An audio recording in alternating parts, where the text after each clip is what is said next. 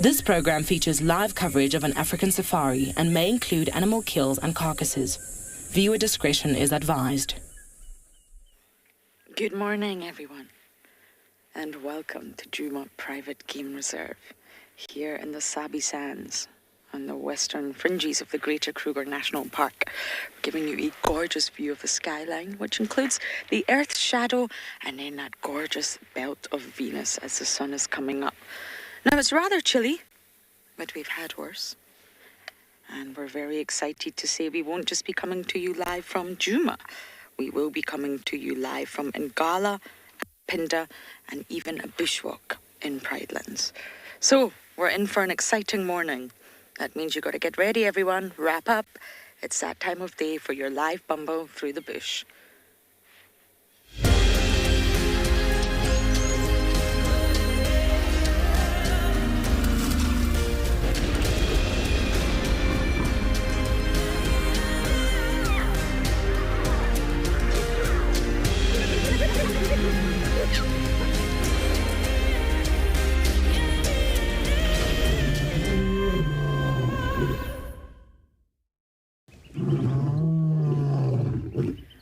Welcome everyone to your sunrise safari. Thank goodness that sun is slowly starting to come up because, well, at some point it's going to deliver warmth, I hope. Good morning, my name is Lauren. I do have Davy on camera and we're going to keep moving. We can hear alarm calls and really in the morning there's no time to waste. You want to find that animal, you've got to keep moving. As much as I want to admire the skyline, I also want to see what is upsetting the impalas so much. So we're in the west and we're going to bumble straight around, stop, listen and look for tracks. My plan has already started for the day. But before I forget, this safari is live and interactive, so please do talk to us. Your questions mean a lot to us, and your lovely comments, of course. So you can send them in to us using the hashtag WildEarth on Twitter or at FC on the YouTube chat. Or you can head over to the WildEarth website if you prefer. And as long as you've registered, you can submit your questions under the live safari page. And kids, if you are watching, please do talk to us. You send in your questions via email. And the email address is kidsquestions@wildearth.tv. Tell us your name, age, where you're from, and your favorite animal.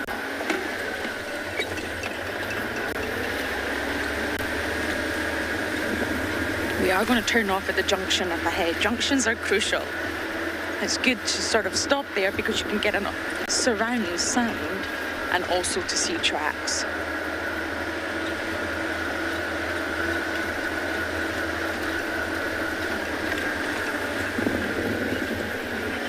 Could be leopard, it could be lion, it could also be hyena. Impalas absolutely do alarm call for hyena. Wild dogs, not so much. I don't see any tracks. I think we're going to go this way.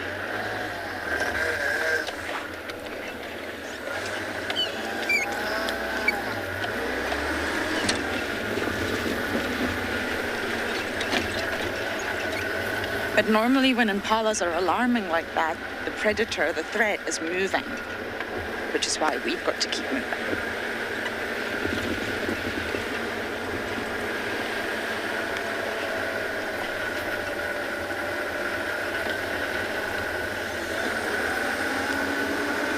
Another junction, another decision. I see a hyena track.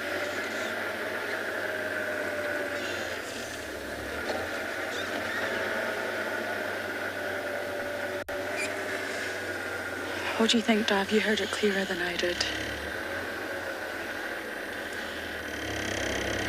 I think power lines are round. The cameraman can hear very clearly through our mic.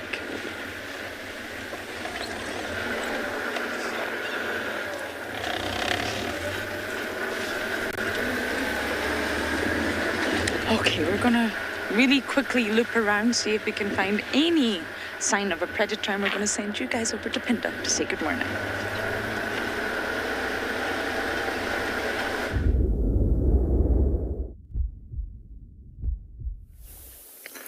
Good morning, everybody, and welcome to andBeyond Phinda Private Game Reserve.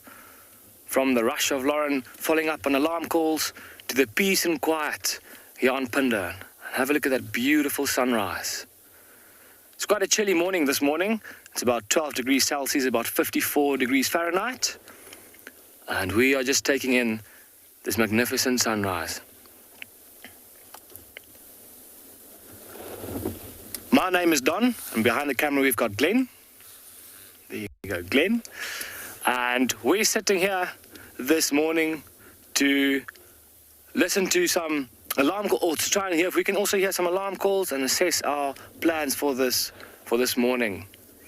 But we actually woke up this morning with quite a surprise. As we opened our eyes, we heard a leopard rasping. And for those of you who's not familiar with what it sounds like, I'm going to attempt it now, so be with me. It's that's about what it sounds like. So what a treat it was to wake up this morning and hear that sound first thing. So we drove a road trying to find if we can find any signs of that leopard. Unfortunately, to no avail. And I think our plans for this morning is going to be to look for things like rhinos. So stay tuned with us, and hopefully we can find some of them for you.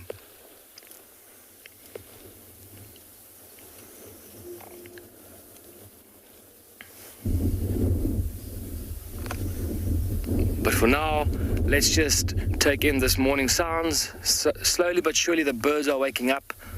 I can already hear far in the distance a rattling testicular, but I'm going to keep quiet for a little bit and let's see, or let's hear if we can hear any other bird calls.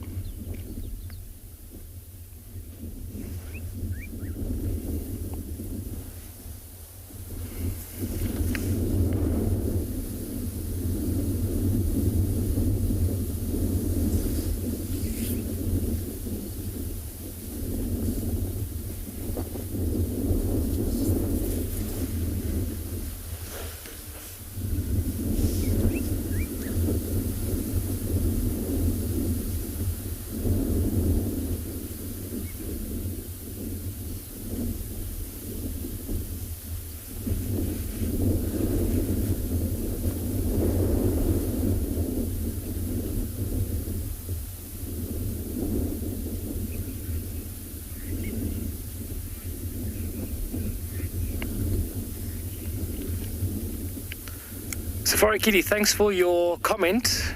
And yes, I tend to agree that sunrise does look a little bit like a blood orange, sorry. And yes, how beautiful is that? Such a complete, perfect round circle. And it rises so quickly from where I'm sitting, I can basically see it moving up in the sky. I can tell you so much, Glenn and myself, we're quite excited for that sun to rise, as it is quite cold this morning. And it's quite windy this morning as well, so hopefully that doesn't affect the animals too much, but luckily it's quite cool, like I said, so the animals might still be active, moving about. But I think for now, let's send you over to JP to say hello.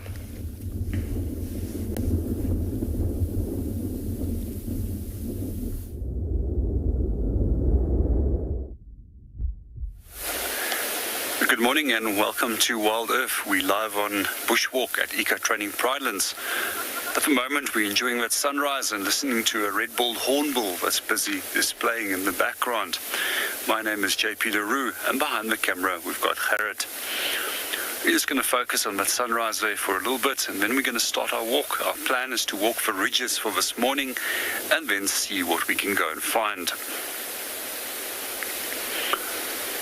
So generally when you are walking in the winter months and you want to look for animal activity, east-facing slopes in the higher lying areas is a better area to start looking for animals.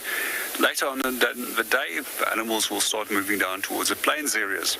In the summer, it just works the other way around. You'll start in the morning on the plains and move up to the hilly slopes in the later part of the afternoon. So quite often on cold mornings, the places where we do look for animals is in direct sunlight, those little patches where the sun starts shining. And after a long cold night, most animals would like to warm themselves up. As the day progresses, we normally start finding them that they move into a shade. and also very dependent on species. Some species such as elephant as well as giraffe can withstand a lot of heat and will feed out in the direct sunlight right throughout the day, compared to animals such as leopard and other predators that will retreat very quickly and is mostly night active, using the coolest part of the night.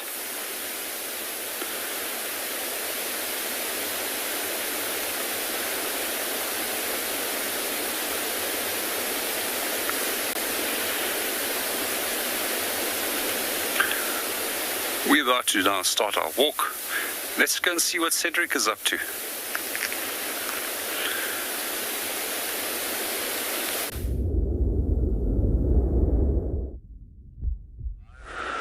Welcome back to Juma Private Game Reserve. We're currently watching at a beautiful sunrise from quarantine. It is a bit cold this morning, but it looks like it's going to be a beautiful day. My name is Cedric. I have BK on camera with me this morning. So we don't have much planned this morning. I think what we will do now is go check Treehouse Dam and see if the buffaloes are still around. And from there we'll start driving and see what we can find. It is a beautiful quiet morning here. I'm looking forward for today. Would be great to show you some nice sightings.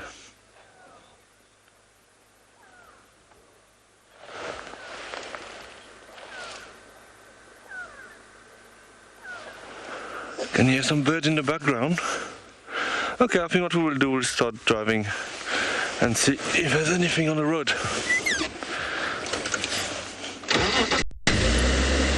It's always nice to stop and look at the sunrise. So we'll make our way towards Treehouse and there.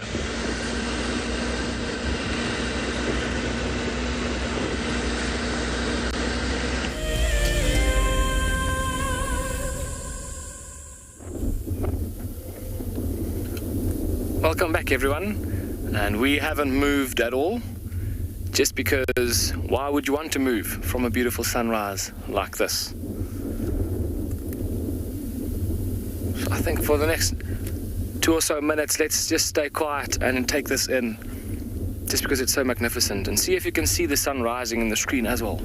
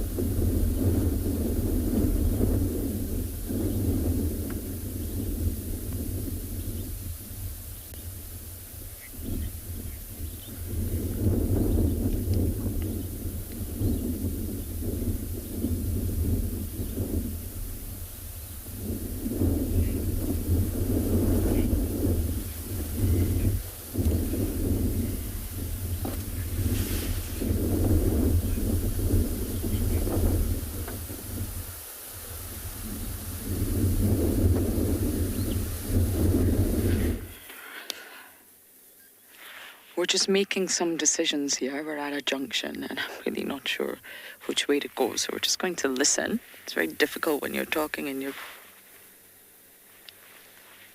Private. I thought Tavi heard something there. But that's what we are going to do. We're literally just going to sit here and listen for a moment or two.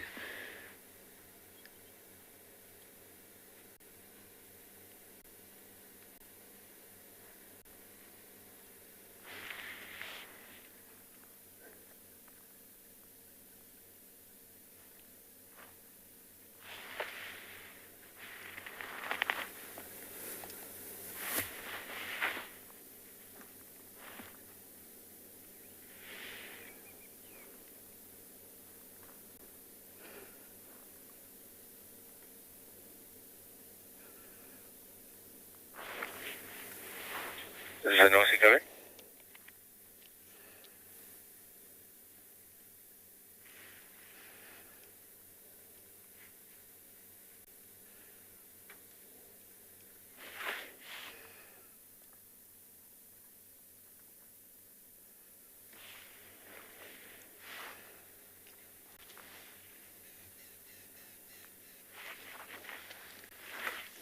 Okay, I see lion tracks, which I'm a bit surprised at.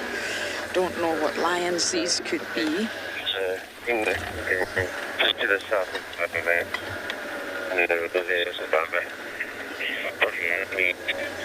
Individuals on the road. She's in the tree at the moment. Sorry, Jared, you both spoke at the same time there. I don't know what you said. Confirm, where did you look at the E1? Kanyeni, she's in Koro, and she's got a Calamba in the Vulture. Ikanyeni. Okay. That's a little bit out of our reach, but it's good to know where she is. Oh, lions coming in from the west. Now, if the Inkahumas were on Chitwa, it can't be them.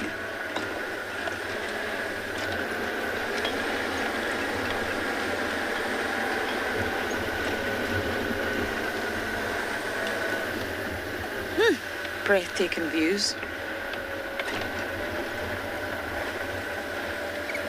We're going to follow these tracks. They are going south on Zoe's, which could mean they cross out, but you never know. Let's check and see.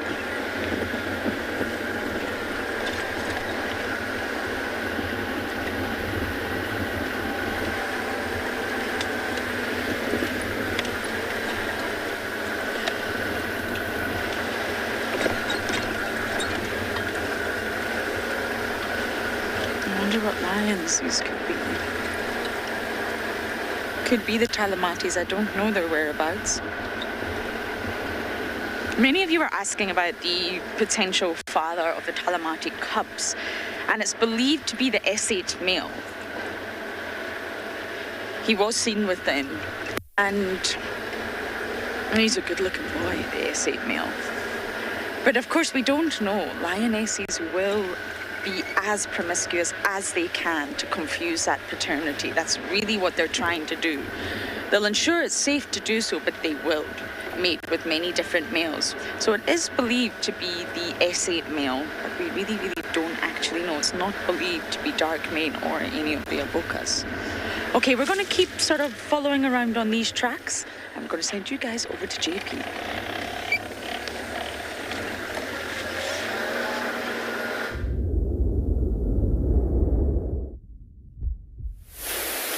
Good morning and welcome back on Bushwalk. At the moment we're admiring a beautiful large leaf rock fig which wedged itself here into a dolerite ridge. So quite often these trees remain quite stunted, especially where elephants are quite common and where they can get to them. Those are the trees that are generally in the most inaccessible places are the ones that can become quite exceptionally large. One of the things that I do find interesting is that these trees are responsible for breaking rocks up into smaller fragments and eventually leading to soil formation. What I also do find quite fascinating about fig trees in general is that they are keystone species in terms of providing homes for tiny little wasps which will lay their eggs inside the fruit. And these wasps are dependent on the fruit of the fig as well as the tree has become dependent on them for the process of pollinating them. So generally it's quite a complex system of how they will breed. So what we'll find is that these little wasps, the size of a few millimeters, will enter the bottom part of this fig through a little opening called the ostiole. That then will go and lay eggs in different length stamens in the inside of that fruit. Some of those will become male and some of those will develop into females. So what we do find is that the males will hatch first and they will bore out. After that, the female has died inside the fruit and then allow oxygen to enter that fruit. And then that will lead to the ripening of a flower on the inside of that fruit. Some 2 weeks later, then the females will hatch, and as they hatch, the pollen is also ready, and then they pick up the pollen on their pollen pouches, and they move off and they go and pollinate other figs again. The fig tree itself also provides food for a wide range of animals, including humans. We also find klipspringer often enjoying the fruit, especially when they're on these little rocky outcrops. And then animals such as baboon and vervet monkeys are often seen eating them too. The wood itself is also fairly soft and can be used for making floats, and it's also often used for making base plates.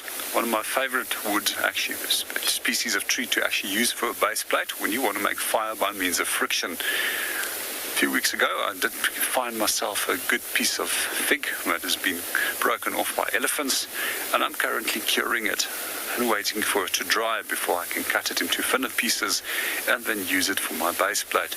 Generally what I will use is something like a raisin bush or something like a red bush willow that's been pushed over and has created a straight stem, which is quite hard and works nicely to create the necessary friction when making fire. We're going to go and move on and go and see what else we can go and find. Let's just go and see what Cedric is up to.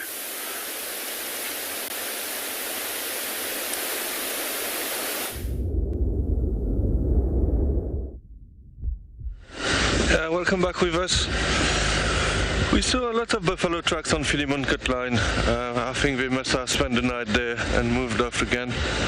So we did check Treehouse Dam, but it was very quiet. But we'll go back in that direction now and see if we can find them.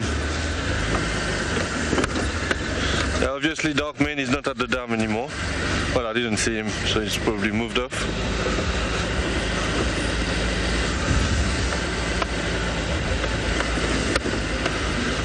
Yeah, we had a very good sighting at the dam, at Treehouse Dam yesterday with Darkmane and a honey badger. That was very special.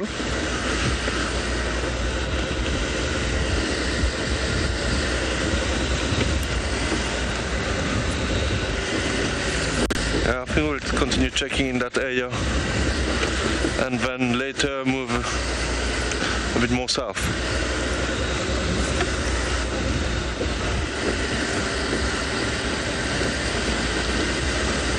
Well, I hope that we see my ribs today. Yes, that would be great. Me too, I hope. We might go on Cheetah a bit later, where he's normally seen.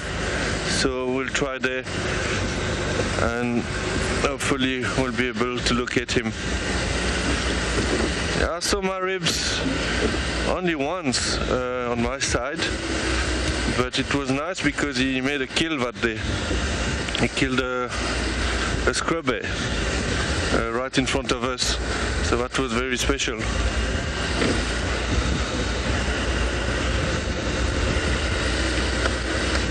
He's a very cool leopard.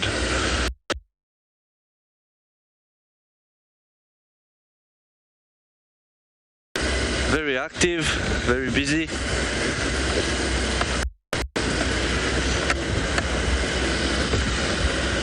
I think we're just going to check for those buffaloes and then we'll make our way south and try my best to look for my ribs.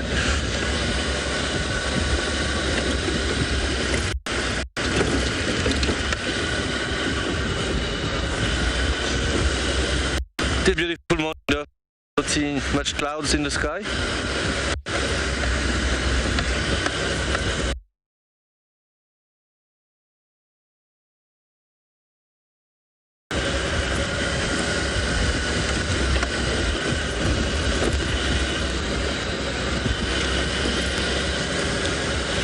Been quite quiet on Juma for the leopard the past few days.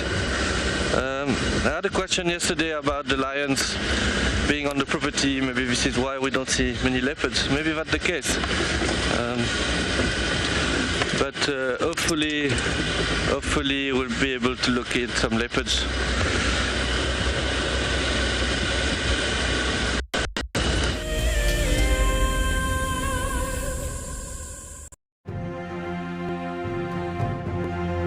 Kate Gilman Williams is an 11-year-old girl from Austin, Texas, and we think she's amazing.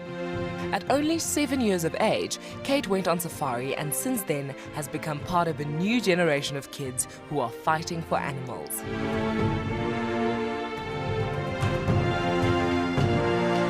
She has written a book, offered extensive support for a number of conservation projects, and recently teamed up with Microsoft to start a club.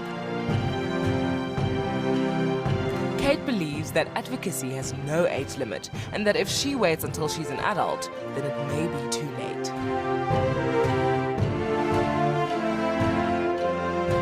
Join Kate, who has traveled from Texas to sit with Lauren at the fire to discuss her work and how her generation can become part of the solution.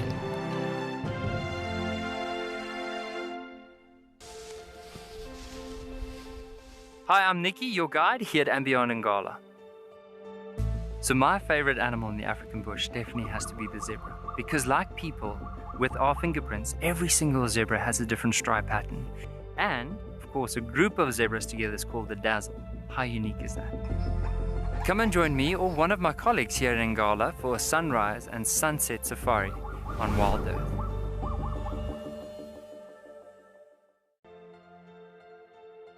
This is a battle of two great carnivores of the African wilderness.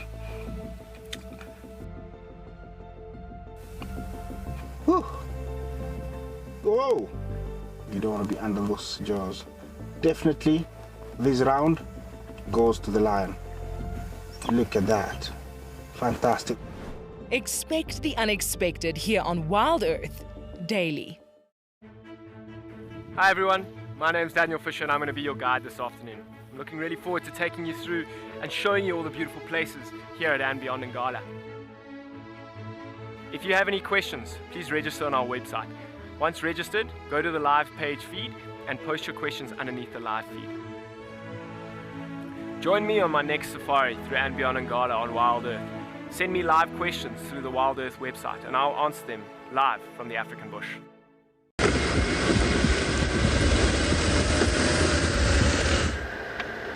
We've got the buff. We found the buffalo. But those lion tracks I was following were going in behind the buffalo. We could hear running and lots of dust, which means they're running. But it's in this thick block. I don't know what lions they are. And I don't know where to start looking inside the block, but the buffalo are here.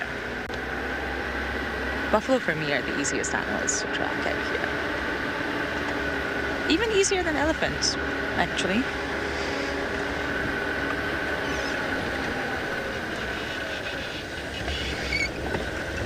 I think the lions, whatever lions it may be, are following the buff.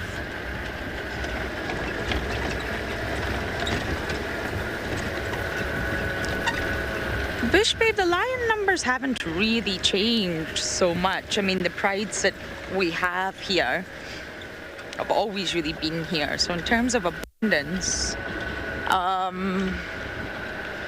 it's not directly necessarily related to the buffalo, but definitely the prey. It's a good life for the lions here. But I mean, the prides that we have throughout the entire Sabi Sands, not just the northern sector, have always really been here, if that makes sense.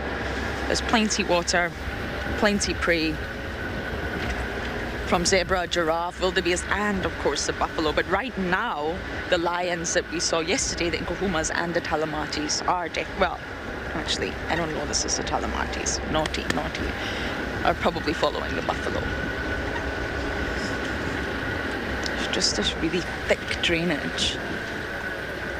And the lions are not going to be in front of them, they're behind them.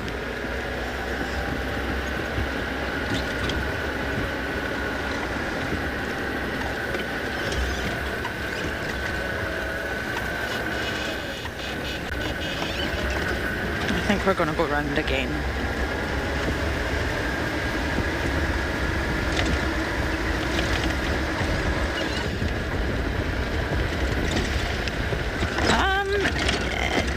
Nikki, I'm gonna guess you're talking about the Talamatis and the Nkuhumas? No. They used to be related. They're breakaway pride a long time ago. And I guess there will be DNA relations. But they will not join together. No, they're separate territorial prides now. So although there's possibly genetic links between the two prides, or there definitely is genetic links between the two prides, they've broken away from one another. They have met up in Buffelshoek. There was a bit of a clash not so long ago, but they're not going to join forces. It doesn't really work like that for lion prides. Once you establish your sort of social unit, they're not going to join forces with another.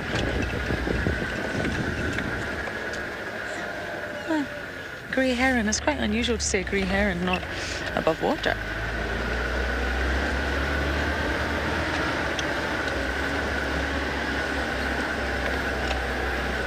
I know you can get in here. I wonder if we should cut over. And Travis saying no.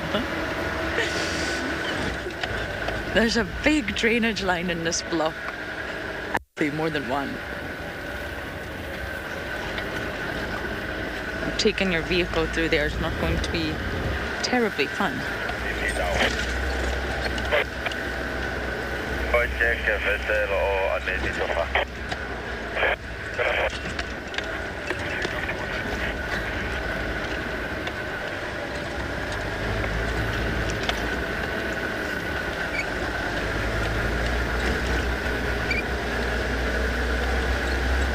What do you think, Dav, going all the way around to the last tracks? Lee, I mean, we're safe. We're in a vehicle. We have certain rules. You don't stand up. You don't make too much sudden movement, noise. But really, most of the animals, and I say most, are completely habituated to the vehicle. And this is your safety. Bushwalk's different, naturally. That's a completely different scenario. But us right now in the vehicle, you really, really are safe.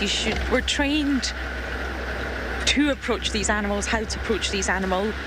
And the longer time you spend out here, the more you sort of really understand behavior and body language for yourself.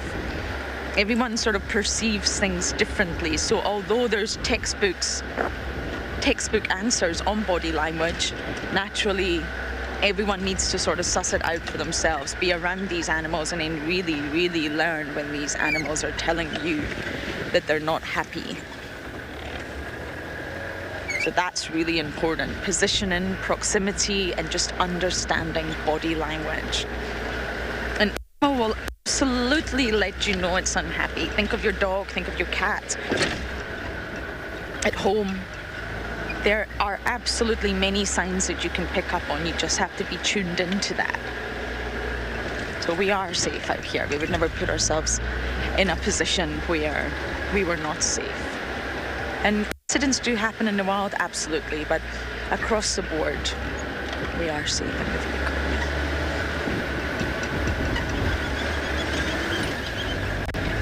Whew. It has not warmed up, that's for sure.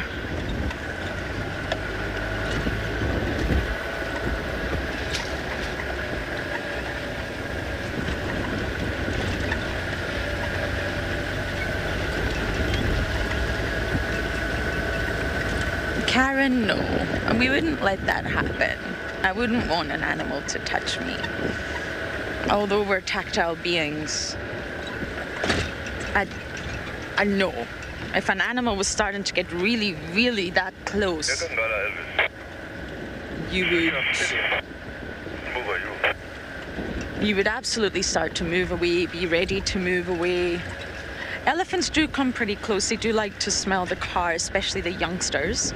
But touch me, we wouldn't let that happen. And I think if you do, then that's slightly foolish. We are tactile beings, generally, most of us. Oh, there's... That's them. We did that whole big loop and they're right there. Sorry, Dad. That's exactly where the lion tracks cut in. See, buffalo are easy. Just because they're so noisy, messy, and there's so many of them.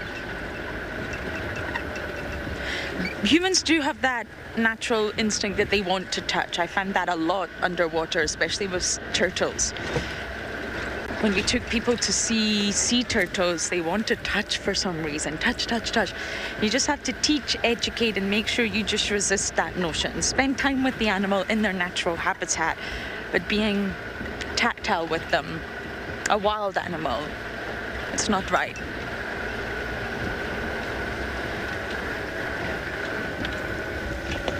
This is very close to the Zoe's Road, Misikaya. The Misi. Okay, we're gonna try and get round and see if we can find the lions that are following the buffalo.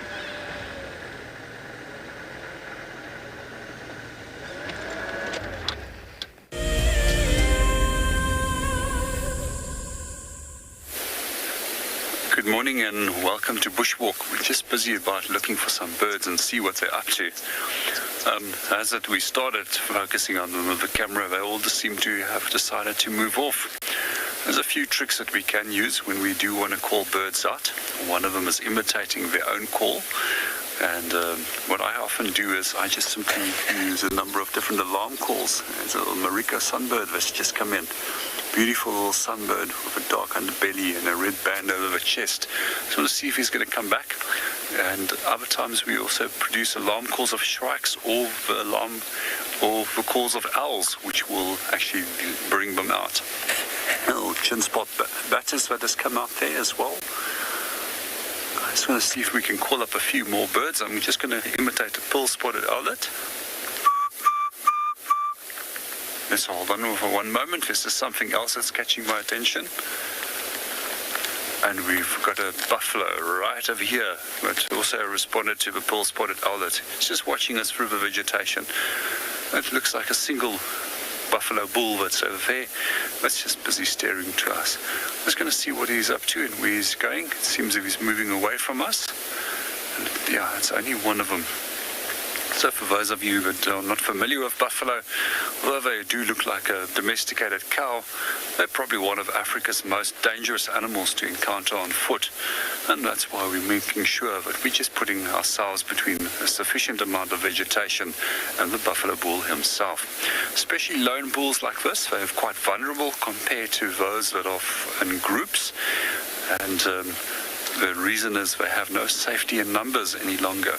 It's also interesting that bulls are also 4 times more likely to be taken by predators such as lions compared to that of cows that are in groups.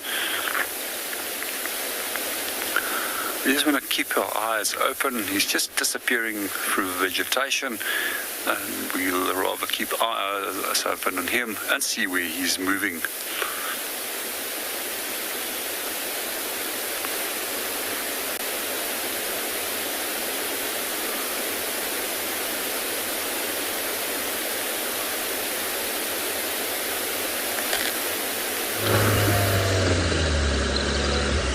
Yeah, welcome back with us. We also found some lions tracks. So I just want to go check Twin Dam quickly.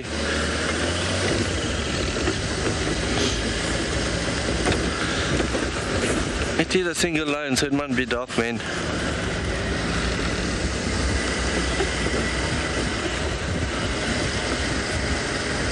I can see the buffaloes was there earlier yesterday and then move west to where we were.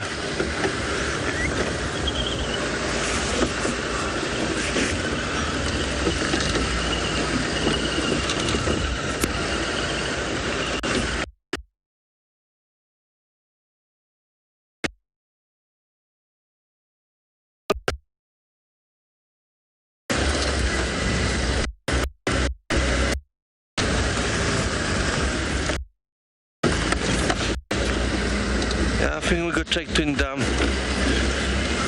Maybe we'll be lying there.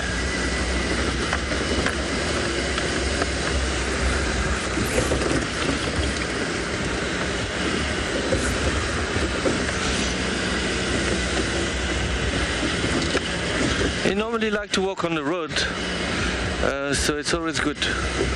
Okay, so we will check on our side. In the meantime, we'll send you to Lauren, who found the buffaloes.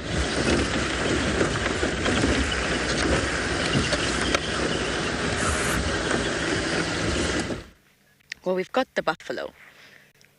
The lions, on the other hand, I'm not sure. They've definitely come into this block. I would imagine it's after the buffalo, but whether they've moved on, whether they're flat somewhere, I don't know. We'll keep working the area, but I found the buffalo. You guys are too easy.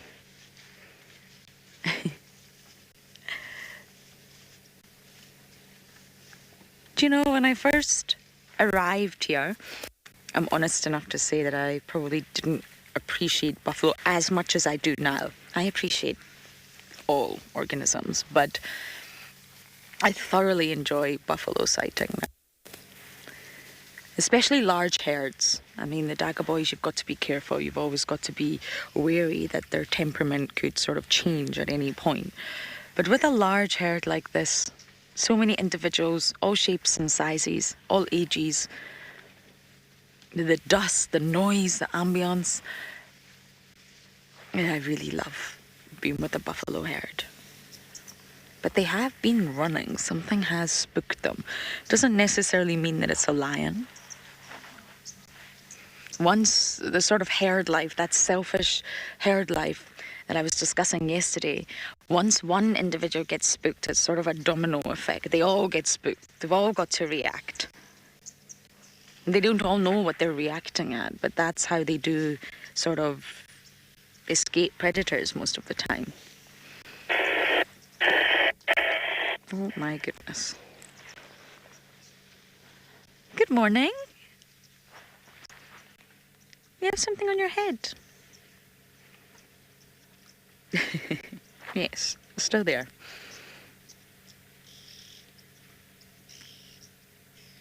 Oxpeckers are, ooh, in the nostril, ouch, are relentless. They really, really do not give up.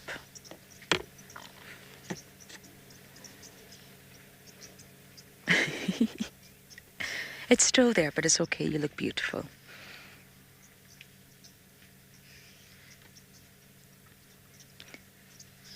Ouch. I just had to touch my nose there. That made me react. I don't have an update on the Nkohumas. It was so good to see them. And the Avoca as well, at least Mohawk and Blondie, I got to see. My goodness. They do look very different, those two males.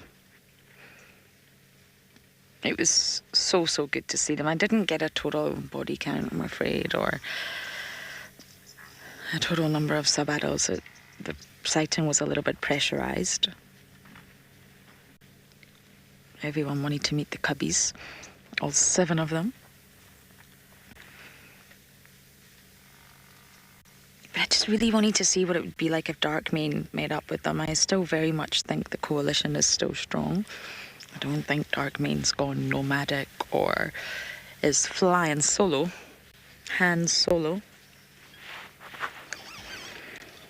I'm gonna go a little bit closer.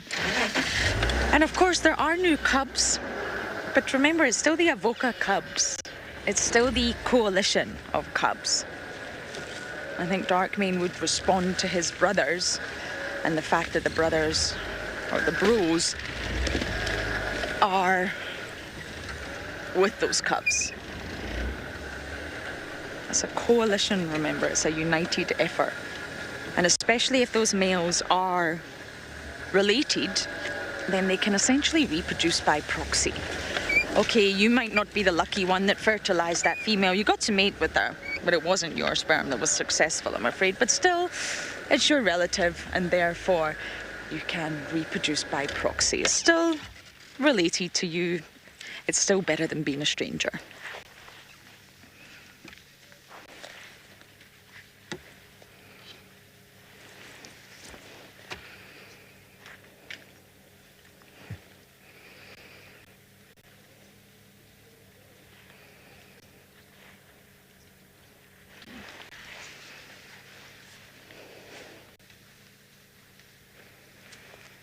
stations. I've located a young skankan here at Kudu Corner. Sorry, everyone. Skankan was cheetah. A young cheetah. It's not the best views, I'm afraid. I think we're going to have to try and move around this herd. It's getting a little bit thick, but we'll try.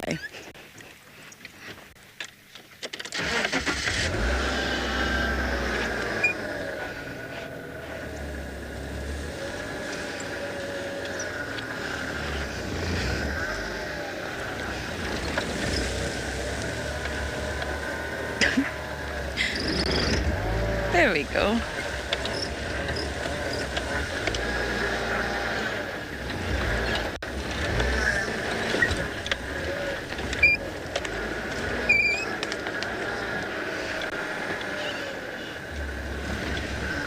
Sorry, I'm just debating where to go. There's lots of falling over trees, logs, stumps, bumps. Okay, I'm going to try and figure out how to keep up with these buffalo. I'm going to send you guys over to JP.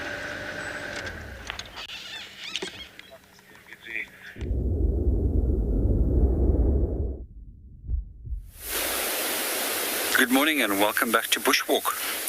Very busy staring at some zebra dung at the moment, and quite often I get asked how to separate zebra dung from that of a warthog.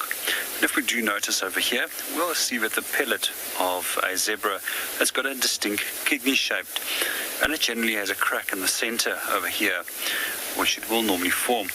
So when we look at the dung and we break it open, we will notice that it's got a large amount of grass inside it. So unlike the antelopes, which are ruminants, the zebra has only got a single large stomach. And one of the things that I do find interesting about zebras is that they can eat a large amount of very coarse grasses compared to that of other antelopes. And one of the reasons why they can is because they have incisor teeth on both upper and lower jaw. Indirectly, they're also enabling a large number of other antelope species to benefit from the way that they feed, as if they open up the area for species such as wildebeest and eventually impala to feed in those areas on the softer remaining grasses that's been left behind. Just to show you, as you break it open, it's very soft. We were talking about baking base plates earlier on and making fire by means of friction. Quite often what I will do with zebra dung, as well as keep this and break it open and put it directly underneath where the coal is going to form. And when the coal forms onto this, it starts smoldering, and then I'll blow onto it and then start adding small pieces of material to start my little fire.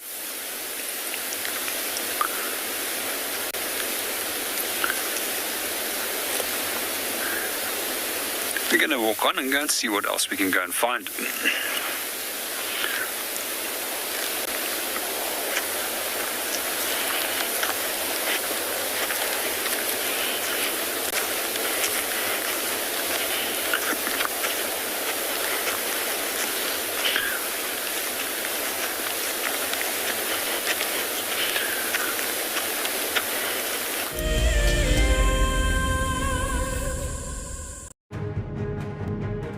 One thing that WildEarth strives to achieve is to connect kids with our natural world.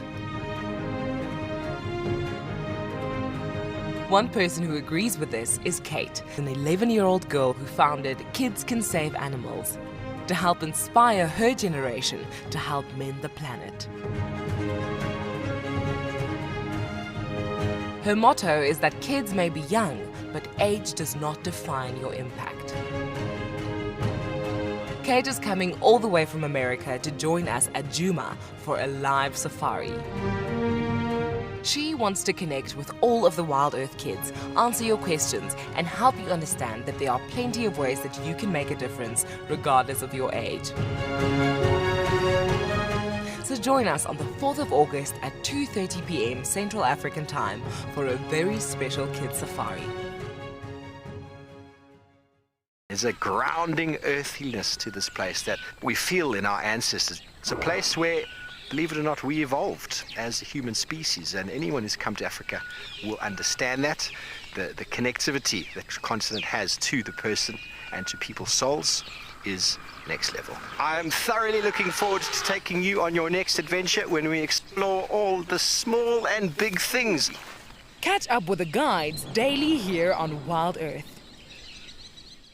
Looks like it's a very difficult climb because every time it tries to climb, the ground is breaking, so it slides down. But it's the only one. Look at that.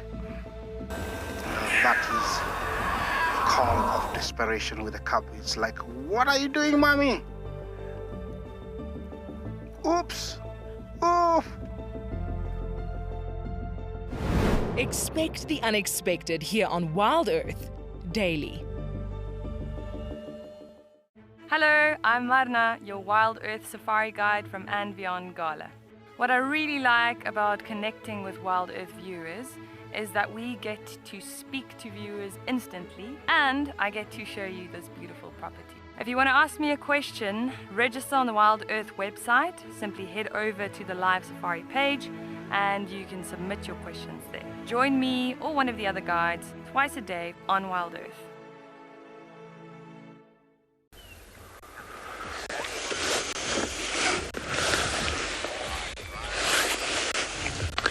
Yeah, so we're currently at Trias Dam. We follow Lion's truck who lead us here.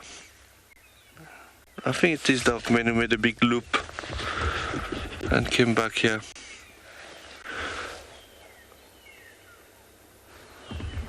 You can hear lots of birds in the background. Magpie shrike.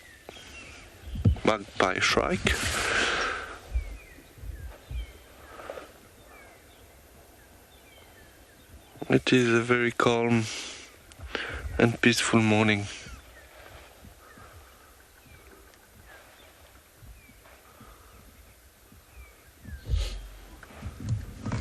Yeah, I think what we'll do, let's try that road and see if I can pick up on the trucks again. Otherwise, I know there's quite a lot of vehicle on that side, looking at some trucks as well, so maybe if we can't get anything, we'll head towards Cheetah.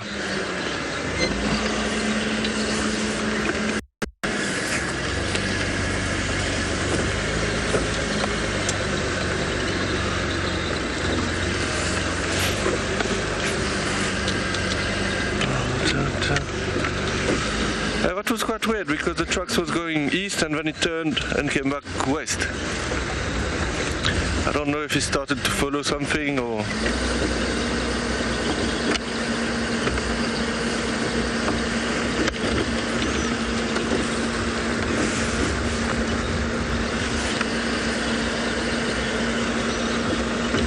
Jennifer, you're saying Dogman is a Lone Ranger? Yes, he's making our life a little bit difficult this morning, but it's all good. Looked like it covered quite a bit of distance. I don't see any trucks anymore on this road. I'm just going to look a little bit further ahead.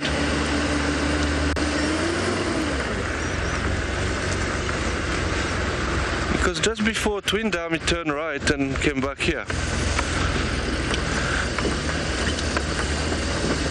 It was quite weird. But we know that the buffaloes were around here last night, so maybe he came back to check on the buffaloes.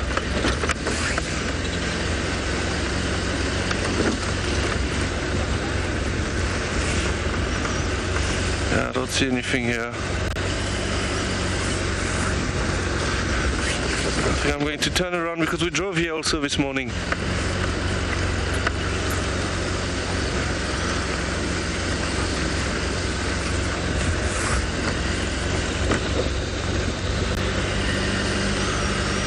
Would be nice if I can show him to you again today. Oops, sorry.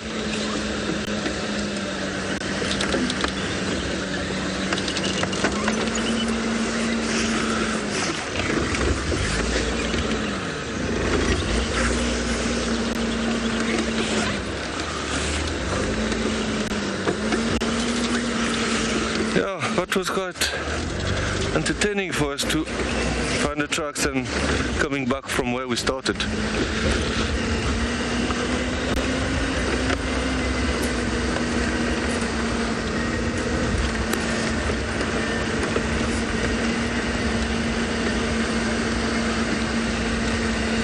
like to know if Dogman will be able to hunt a buffalo by himself.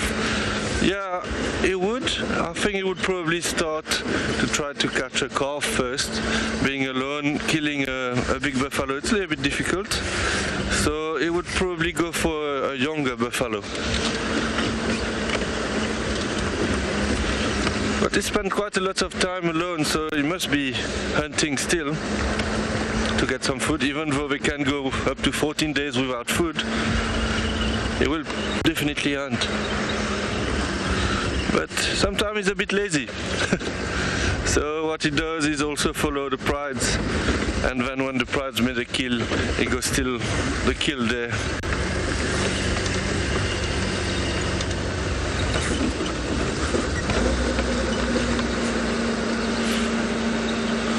Oh, it's going there, no?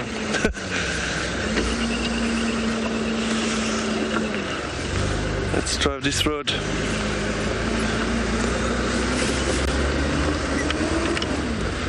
Looked like he was quite busy last night.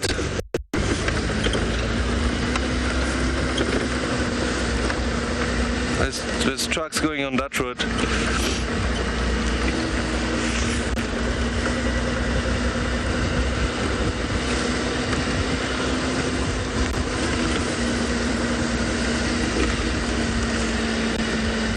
The thing is that they can move quite a very long distance at night. Even with his limp, when he starts walking better, and then he can cover quite a big distance.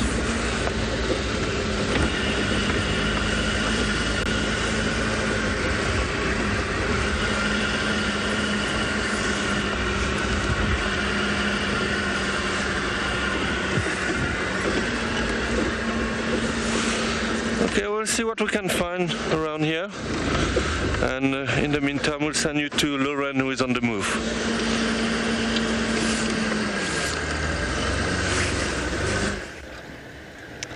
Now the buffalo have popped out on the other side. We're going to try and give you a view from here. This is a huge herd. It has to be the herd I was following yesterday, without a doubt. It's just the lion tracks that are all around. Lions are hungry. Animals are hungry. And for a pride like the Nkuhumas, at least, with all those lactating mothers, 3 of them, the males, who, as you know, have a huge appetite, and the cubs. Buffalo is a really perfect meal. Giraffe too. But that's a little bit more challenging. They can do it. I remember sitting for days on end with the Nkuhumas on a giraffe kill 2 winters ago maybe.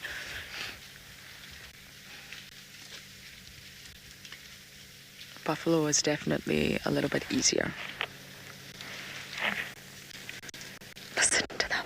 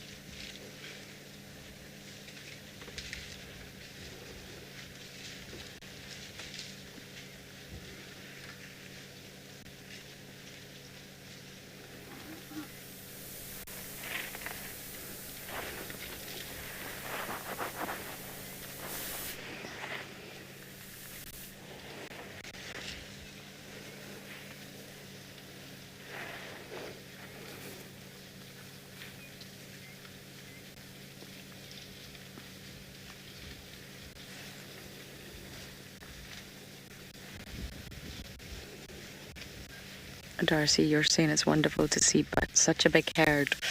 Indeed, it's definitely the same herd that I've had 3 days in a row now. And it's amazing how they move. I mean, they're really moving, but they don't move that far, if that makes sense. I mean, they came in from the south, they came in from the southeast.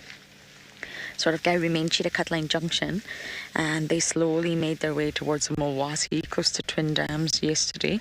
Then yesterday afternoon we had them on Weaver's Nest, which is a lot more central. And they're now just north of that. They're sort of a little bit northwest of Treehouse, and they're moving south again. Not going to surprise me much if these buffalo cross out. But really, they have been on Juma, sort of in the same vicinity, if you like, for almost 3 days now. The lawnmowers of the bush. Once a huge herd, especially a herd this size of buffalo, have made their way through a block. That block is remarkably clear. I just love the sounds.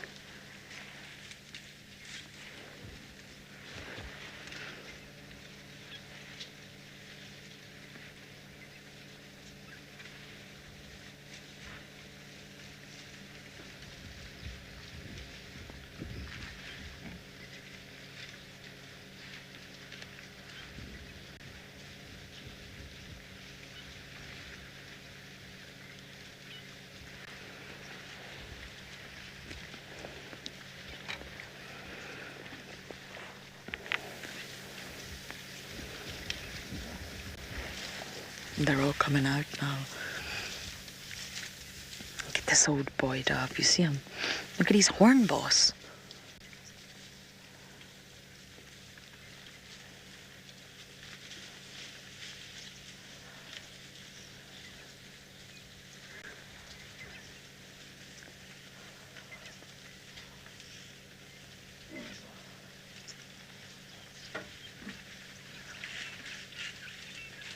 Hello, boy.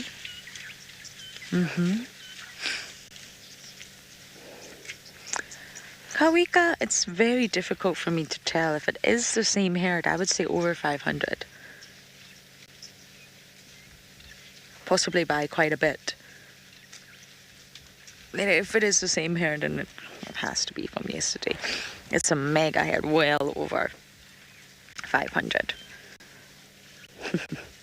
The little calves. They're so sweet.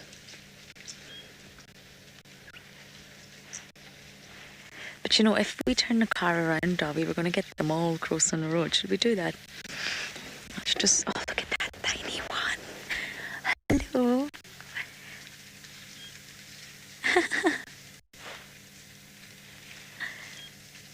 You are very small. Okay, we're just going to move around a little bit, and we're going to get views of this huge herd. And Kawika, maybe you can count for me. Who wants to volunteer to count?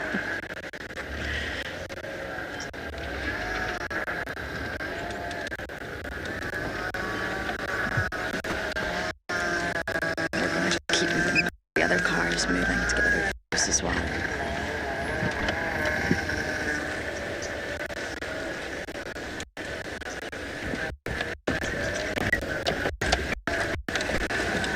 My goodness, have you ever seen so many buffalo bums in your life?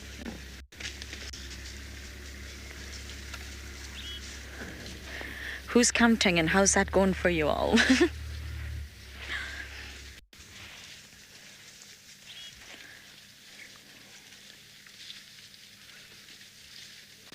That is a lot of bottoms.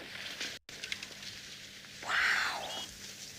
They are heading straight for the Gowrie Main Zoe's Junction. I think they're going to cross out. They're going to go south.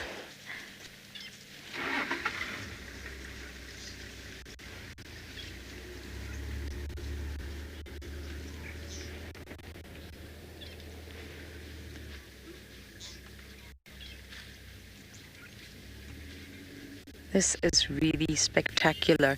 We're going to try and keep up with this herd until they do cross out, but we're going to send you guys over to JP on Bushbuck.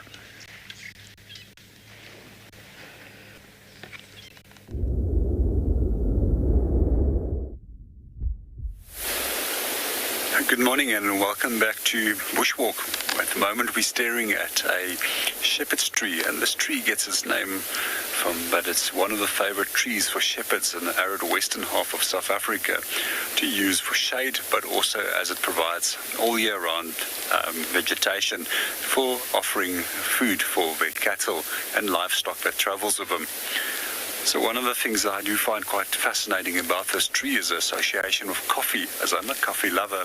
And what you can do with it is you can actually dig up the roots and you can roast it. And it's often then mixed with coffee or used as an alternative to coffee, almost like chicory. And it was used to be made under the name of witgaat coffee, which is another name for this tree in Afrikaans, due to the pale bark coloration that it often displays. I also find it quite an interesting tree, as it's one of the trees which the brown-veined white butterfly associates with, and is the larval food, as used as larval food for them. And quite often when we do see brown-veined whites, they start erupting here by late November and December, and they can travel some few thousand kilometers through the southern African area, and they generally try to travel in a northeasterly direction. The fruit is also edible, and it's also quite often been used for the treatment of epilepsy, and was sold as a medicine specifically for epilepsy.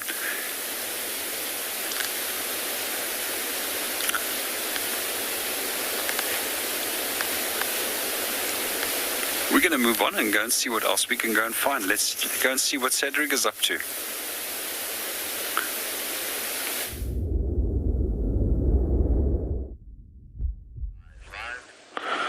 Yeah, so we found him and other lionesses as well. I'm just going to say on the radio quickly. The radio is quite busy at the moment, so as soon as I have a chance I will announce it, because I think there's another sighting very close to us as well. I keep making my way. There's a station, just give me a shout. I got a main.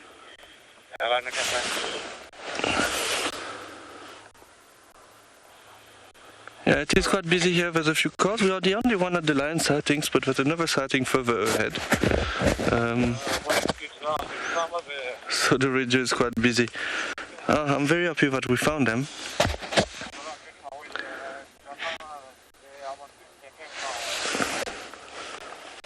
Yeah, we did follow tracks for quite a long time.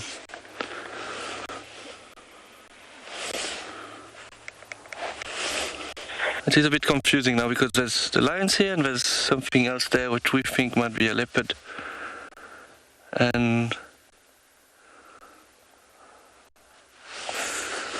yeah, station, I didn't know if anybody copied earlier, but I got the Ngala Prides here on Philemon Cut's line as well.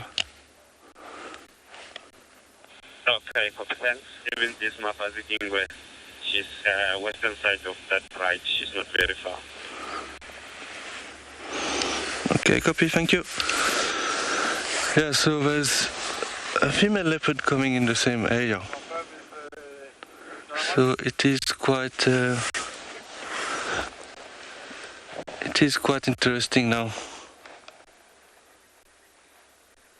Yeah, but I'm not there, but I'm very close for that area. I'm with Calamba. Yeah, so lots of activities around Philemon's cut line.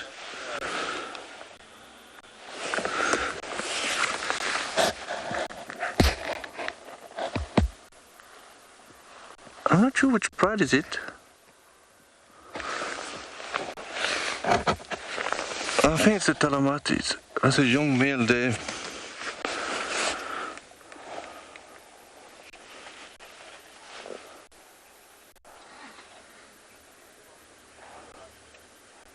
The Armenian is standing up now.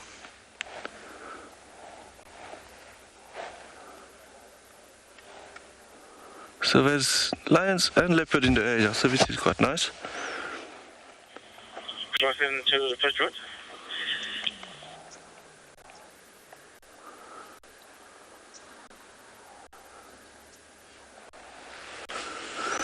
It was a bit cold last night, so now we will lie in the sun and warm up. But obviously they're interested in what's going on the other side there.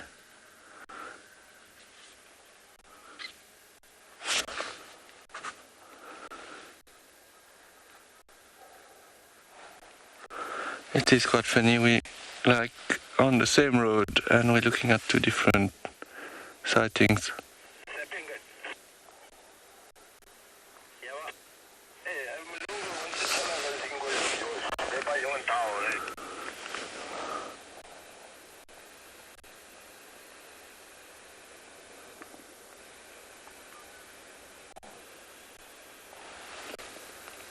Yeah, good to see dark mane again. They have a beautiful mane. There's also a young male at the back on the right hand side. We don't have a great visual for the moment, but I think this is why it makes sense that it is a Talamatis.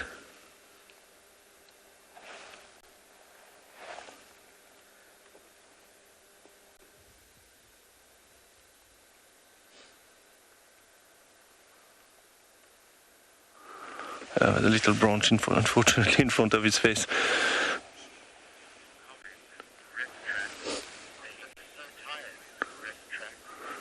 Rip tracks, you're saying they look so tired? They probably had a long night, probably following the buffaloes and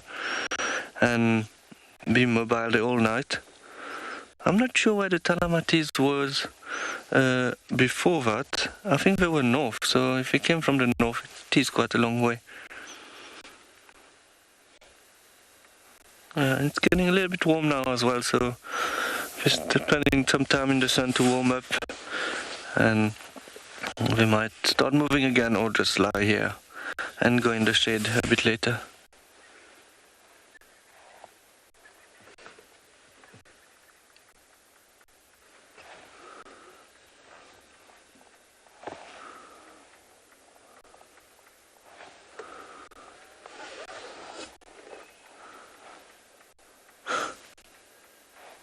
So we drove here twice earlier and we didn't find them, so they were probably walking through the block.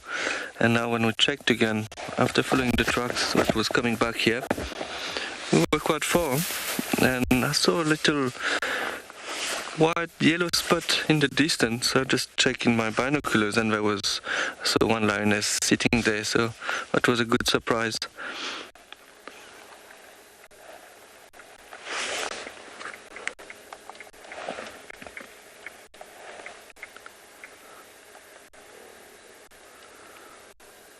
It's so nice to see Dogman sitting with the Pride. Generally I see him most of the time alone, so now it is quite nice.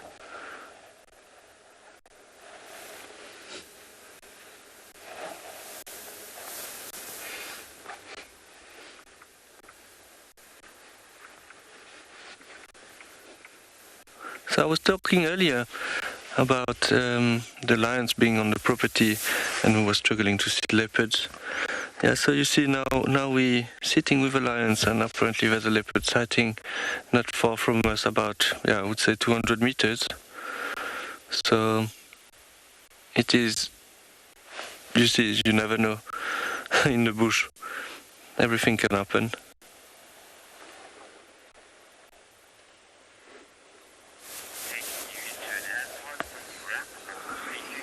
Okay, so we're going to sit with them here, and hopefully there will be a little bit of action.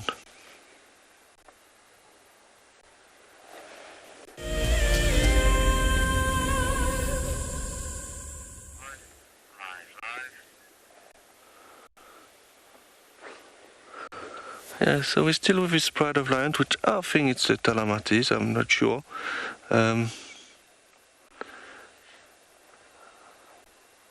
But I will check on that as well, come back to you, because I remember the other Pride have also a young male lion, so...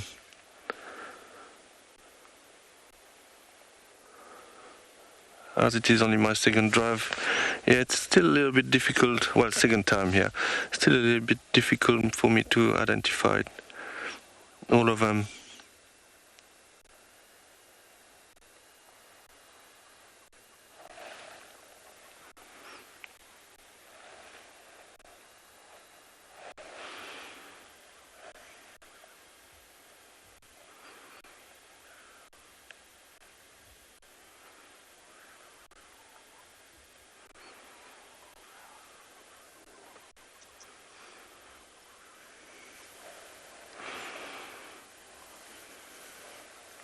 Nice. At least we're moving a bit. It is a young male. You can also hear the buffaloes in the distance, which is why now we're all looking in that direction.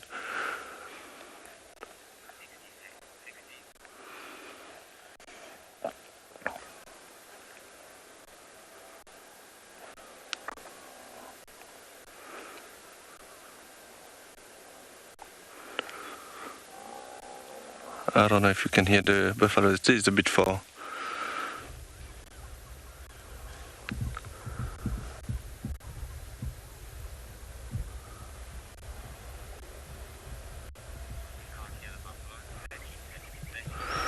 So I think Dogman made a big loop last night. He went east, and then came back next to Treehouse Dam. Came back more west. He made us drive quite a lot this morning, but at least we found it.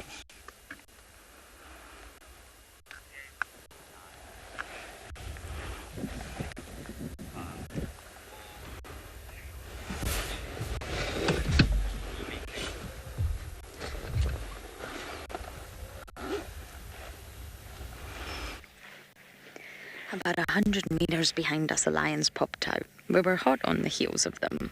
Hot, hot, hot.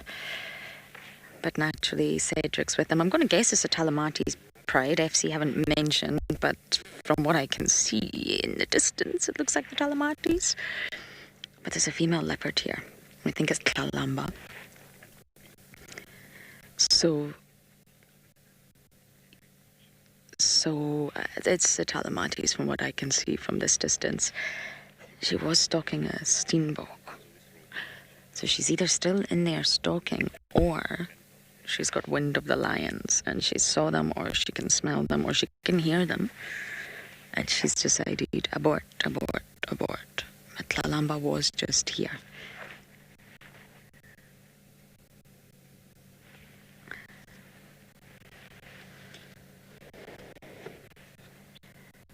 I don't know if she'll pop out. I think it's highly unlikely that she's going to pop out right next to the lions.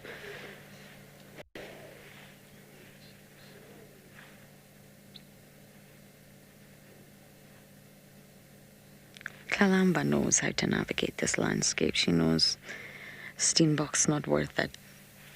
When there's a pride of lions nearby, I have a funny feeling she's going to reroute.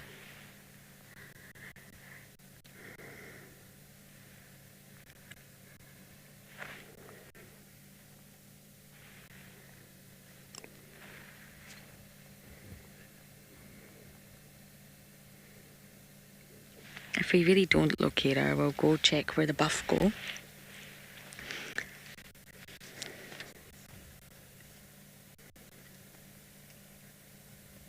And then we'll maybe try and loop round.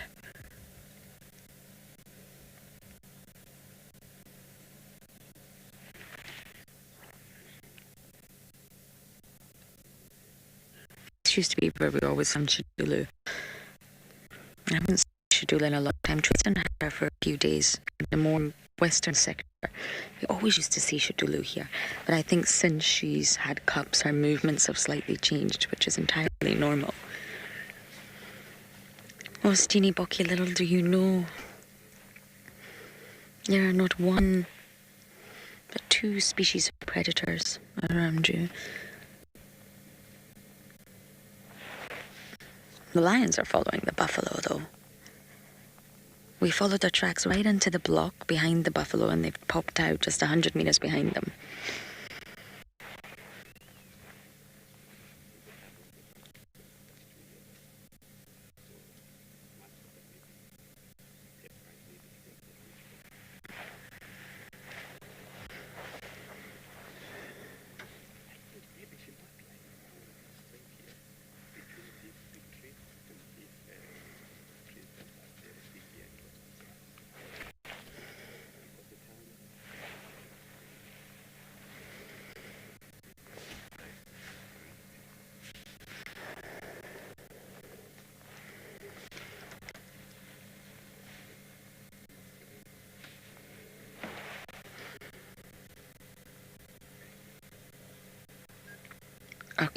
going to make a decision on what to do here.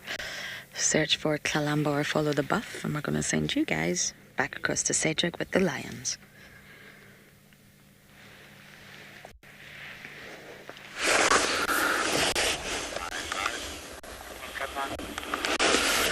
So we're still sitting with them. So it is quite interesting because that leopard that Lauren is trying to see is actually very close to us. We can basically see all the vehicle looking for that leopard. They are about 200, not even 200 meters from us. So it might get a bit interesting this morning.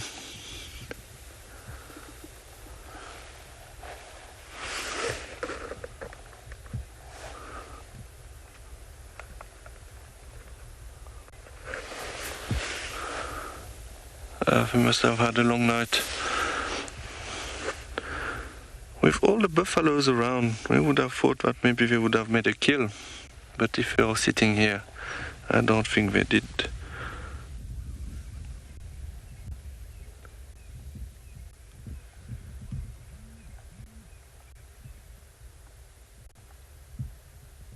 Oh, it's a bit sad that we didn't find them a little bit earlier when they were on the move. Looks like they want to rest now.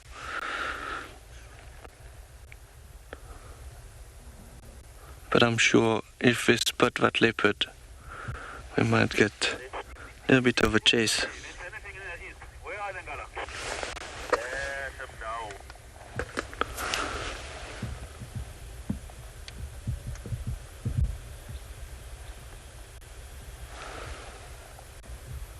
It's a good day for lions today as well. Yesterday we saw lots of lions and now more lions. Hopefully we'll be able to get a good visual of that leopard there. Be nice if you can see a leopard as well at the same time with Lauren.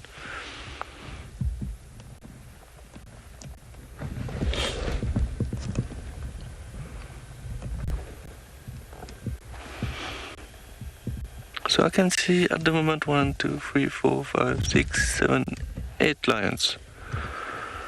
So there must be a few more lying in the long grass at the back. If I'm not mistaken, there's 14 individuals in the Talamati Pride.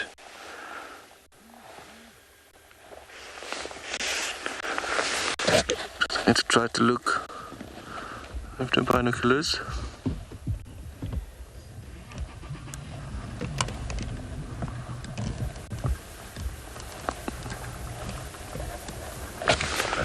I don't see more.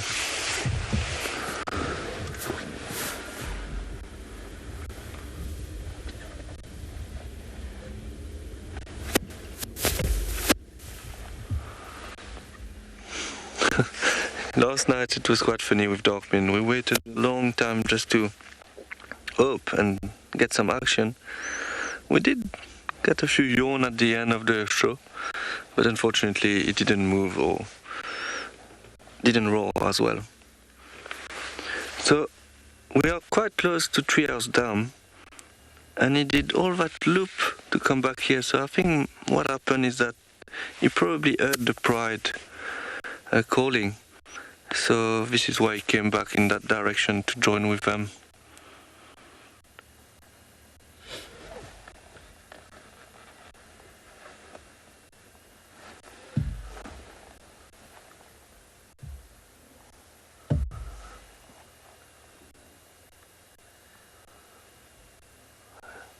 It's amazing how big the head of a lion is.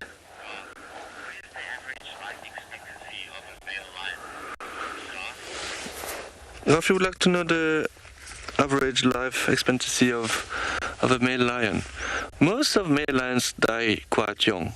I think it's like quite difficult for them to reach 2 years and a half, but they generally live up to 10 years old. But of course, during that first period of their life, it can be quite dangerous for them.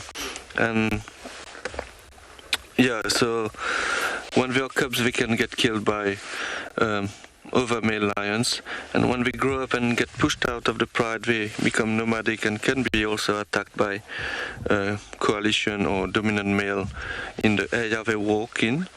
But if they go past this stage, yeah, they can live quite old, but generally about 10 years old, and then they generally get pushed out of their own pride, and then it gets a bit more difficult for them.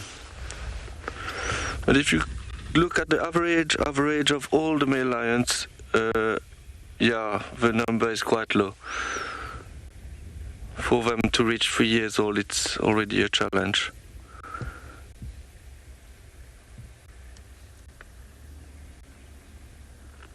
Some lions can live up to 18 years old, but obviously that will depend on the location they are, if they don't have any competition, and they are with a very strong pride.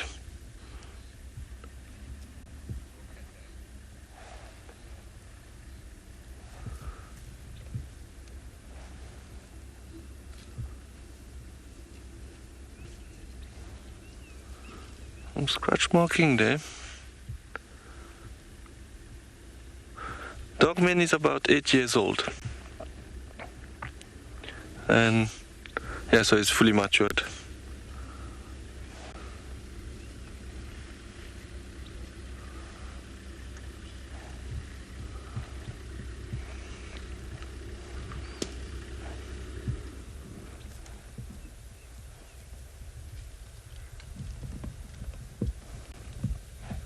Some of them are going to lie in the shade, and some are still lying in the sun.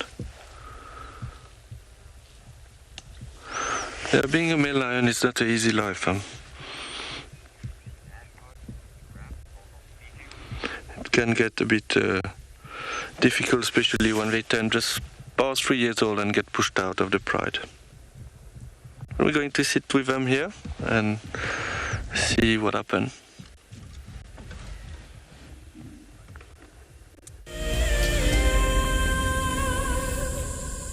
Hi, I'm Dee from the south coast of England.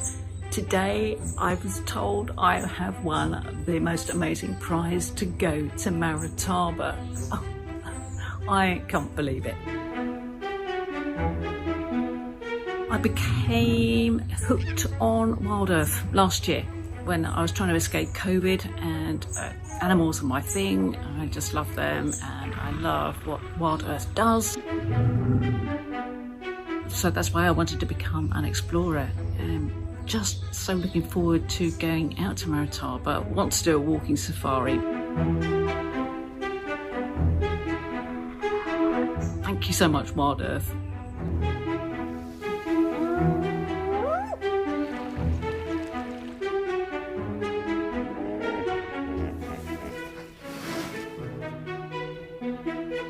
WildEarth Explorers. It's in your nature. The importance of forests cannot be underestimated. Over 1 billion people live in and around forests, depending on them for fuel, food, medicine, and building materials. The Wildlife and Environment Society of South Africa, WESA, is the national implementer for a program called LEAF. The LEAF program makes use of indigenous forests grown on school properties to teach pupils about biodiversity. This directly instills a sense of ownership of the natural surroundings and reconnects children with our biomes and heritage. WESA needs your help to bring nature back to schools. Ask your school to join the program through the link on their website. Together with WESA, you can help take this incredible program to schools across the country. Okay, there's another big male coming in from our left here. Another big male, look at this. This is the one. Now you're going to see sparks fly, guys.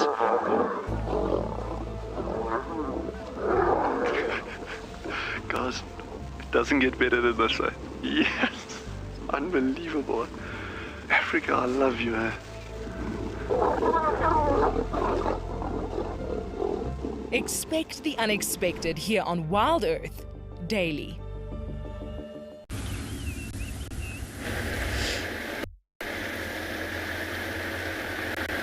We're gonna bumble on now. Who? It's a buff.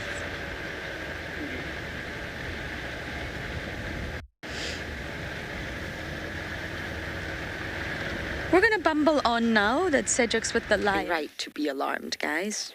Every right. Look at the youngsters.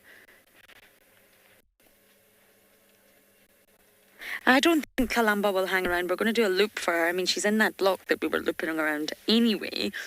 But I don't think she's going to stay in close proximity of the lions, really. I mean, it's... Calamba's brave and mighty fierce.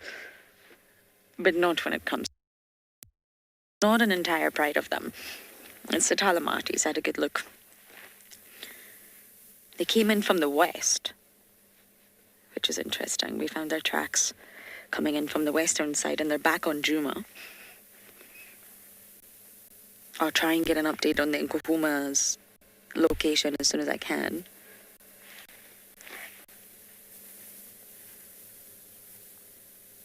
And I don't think Calamba will hang around.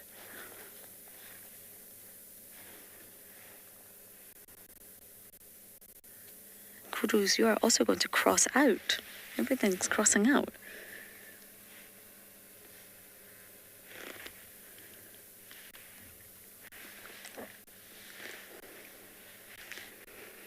And sometimes that's what lions do. They're not immediately going to make the hunt, but they've been following them. So we heard the buff, saw the lion tracks, followed the lion tracks. They cut in behind the buff. I mean, it's highly likely they're going to be there somewhere, but they're not in the immediate vicinity. They were about 100 meters behind, maybe 150. Just watching, not ready to hunt yet. Either they're too full or it's too hot, but they're keeping their eyes on the buff. They're following them, but not right behind them. I always find it interesting when lions do that.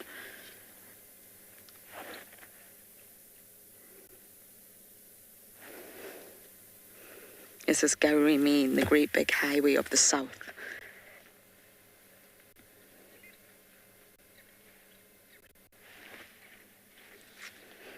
It's my favourite boundary line. Not in terms of beauty, it's definitely not beautiful. Power lines, it's bumpy. But in terms of productivity, it's a winner.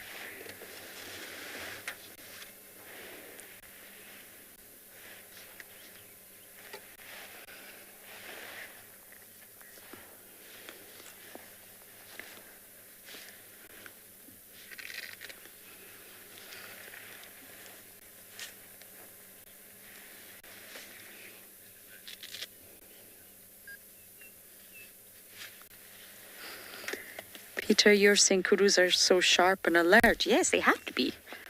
If they were not sharp and alert, they would be in big trouble. But I would say all antelope are from your Steenbok, Duikers, Impala, Ngala, Bushbuck. Even your wildebeest, they're all very alert. They have to be. Hypersensitive to their surroundings at all time. If they're not, that's when you're going to lose their lives, I'm afraid.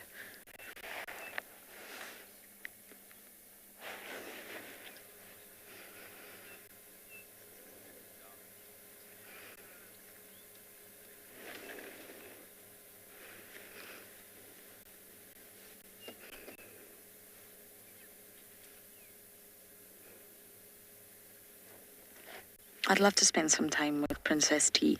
So I think I'm going to get on that radio, see if they've had any more visuals of her that side, but I highly doubt it. And then take a loop around where I think she may head. Calamba can always surprise you, but you never know.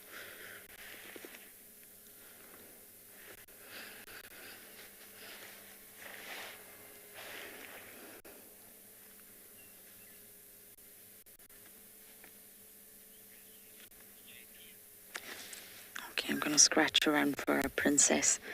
May not be easy, but we are going to send you guys over to JP, who's made it to Waterhole.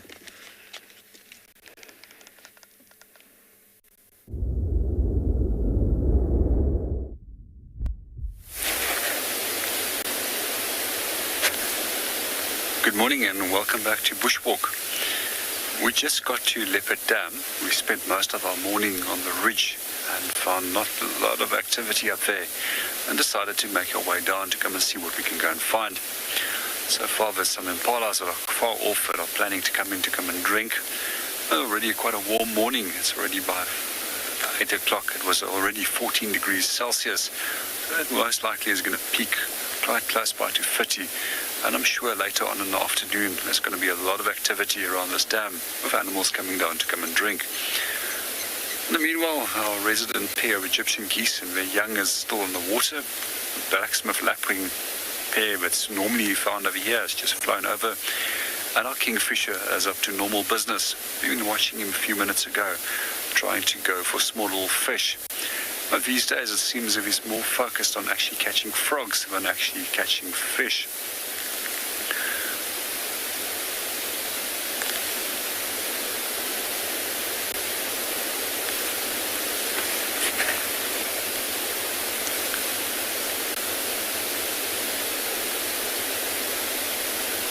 Our fork-tailed drongo that's busy skimming the water. Quite often we see him plunge bathing as well as drinking, as well as sometimes picking insects off the surface of the water.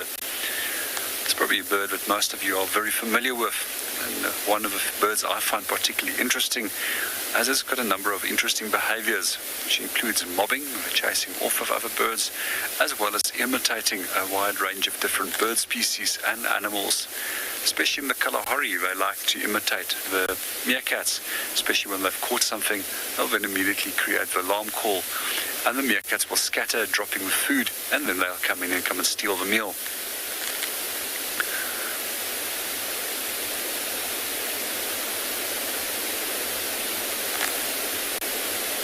And meanwhile, let's just enjoy the peace and quiet and see what everybody is up to.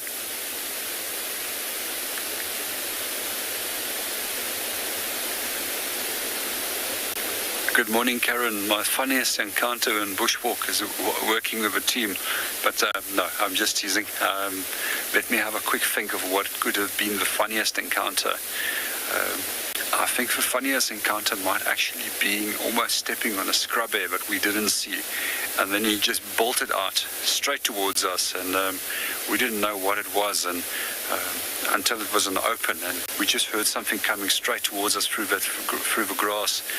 And we looked at the scrub bear and we all laughed at one another, and then he ran off.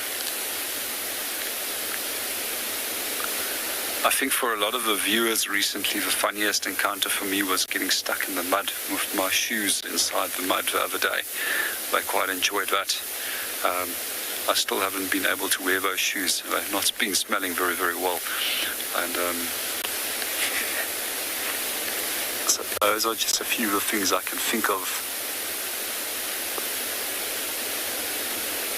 Well, we're going to hang around here a little bit longer and see if there's anything coming down to come and drink. But let's go and say hello to Raul, see what he's up to.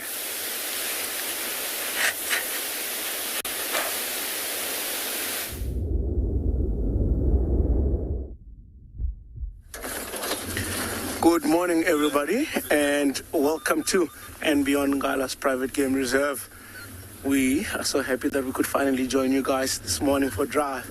And what a better way at Ngala to start the morning than to look for the white lions.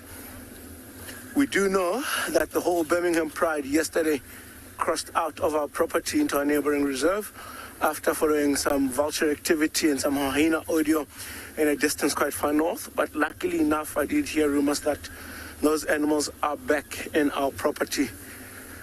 So at this dam where we are, it's where we had the hippos yesterday coming out of the water, and then hopefully we get to see these lions.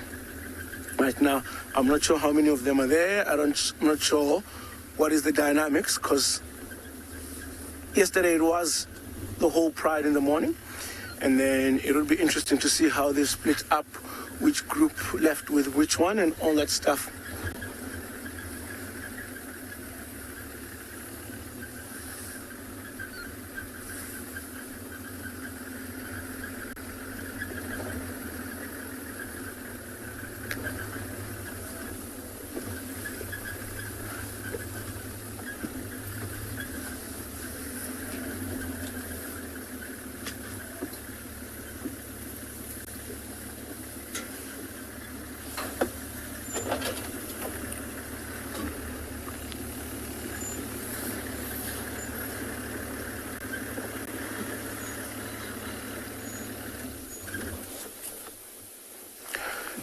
looks like for now we just see 3 lions here at the northern end of the dam. And look, you can see there is that white female. It's quite pretty right now with actually the sun coming straight onto her face. So we got 2 sub-adult lionesses and one of the old lionesses of the Birmingham Pride. So this means that out of the 23 right now, we got 3 and the other 20 are still somewhere out there. I've got no doubt that they could have split up from after yesterday's attempt at heading down to follow up on that vulture activity. Also because the Ross males were with the Pride and the small cubs were with the Pride. Knowing that they've left their own territory to follow up on that vulture activity, which could have meant an opportunity to feed, it means that they were ultimately putting the cubs at risk. So if there was any challenges that side, the first thing for them to do would be to get the cubs into safety. And the only way to do that would be to bring them back into their territory where they know that the cubs will be safe in there. So I absolutely think that also the lionesses, the cubs could have been back. But also knowing that the Ross males are at the stage where they are kicking those young male lions out of the Pride. So I'm not surprised that these would have split up. Maybe the males could have been trying to chase those young males during the night, and then that could have scattered the whole Pride into different parts of the reserve. Hopefully, later on this afternoon or tomorrow morning, we get to find that white young male, and we get to at least get to see him, because it is going to be the last few sightings of him we're going to have. Just because if he and his other brothers finally leave, we don't know which way they're going to go and how long it's going to be before we see them again. But at least we have this white female here that will be always with the Pride, and at least we get to enjoy her in the property for quite some time if she survives.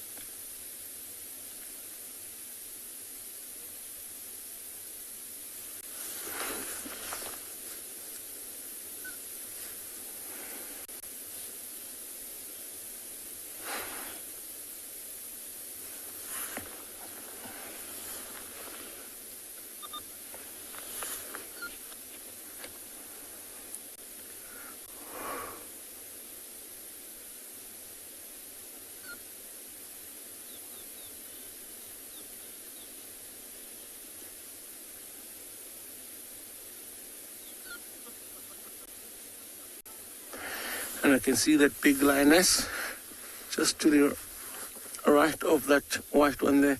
You can see she's starting to shut her eyes down a little bit. It must have been quite a long and maybe a hectic night, because they went for at least more than 5 k's north of our property. From where they left yesterday to the boundary road was at least around 5 kilometers. And also to cross out, we don't know how far deep they went into that block, which was ridiculous. So she looks a bit exhausted, a little bit tired. You can see that the other young sub-adult lioness out there in the sun, taking a rest.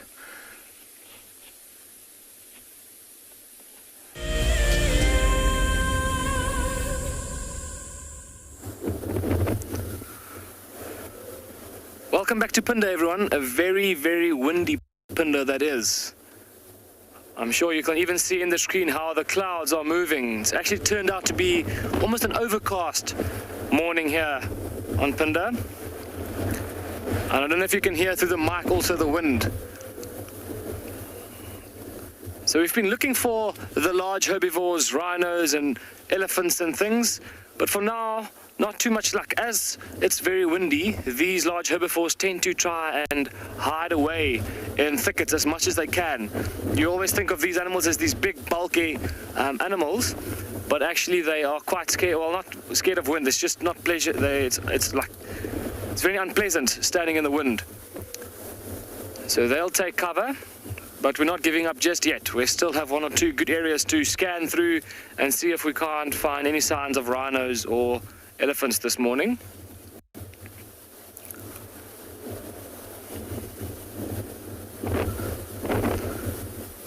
But still, these ominous overcast clouds still make a beautiful picture with the sun rays still piercing through the clouds. You can even see the little ball of sun in amongst the clouds. It's strange how quickly the weather can change. I mean, yes, last night we had the most wind-still perfect evening. And just a few hours later, we're getting blown away by these gusts of wind.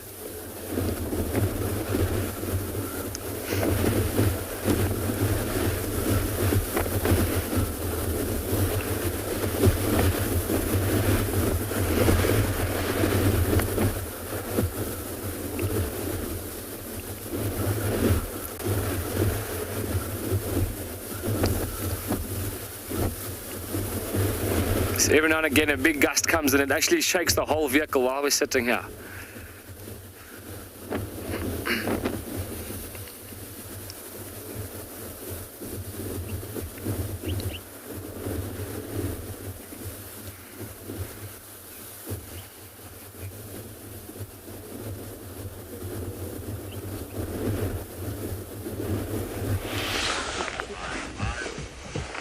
Yeah, so we're still with the Talamatis and Darkmane. They're unfortunately just sitting around and not doing much. We probably had a long night and now they would like to rest. Just waiting for that vehicle to move it off quickly. It is very nice to see lions in the morning when the sun is shining on them though. Darkmane look very comfortable there.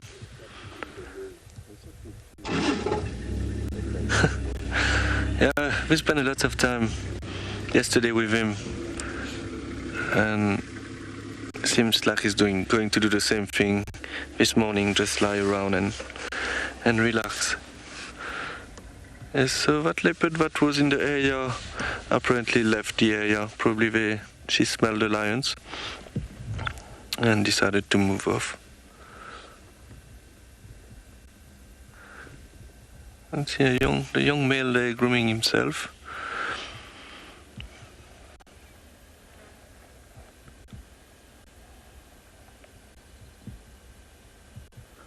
Yeah, it would have been nice if we could see a bit more action. Maybe see them chase the buffaloes or have a little interaction with that leopard. As I was saying yesterday, we can rest up to 18 to 20 hours a day. So it looked like that we might just lie here for the rest of the day and maybe move off again this afternoon.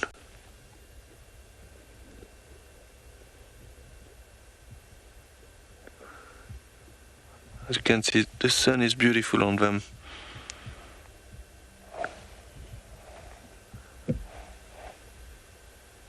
So you can see the tip of his nose, which is a little bit pinkish. That shows you that this lion is obviously not mature, completely matured. If we can't see from Darkmane now, but yesterday I showed you Darkmane, tip of the nose was completely black. So that shows that he's a fully matured male. So this one obviously is still young, and you can see the pinkish color on top of the nose.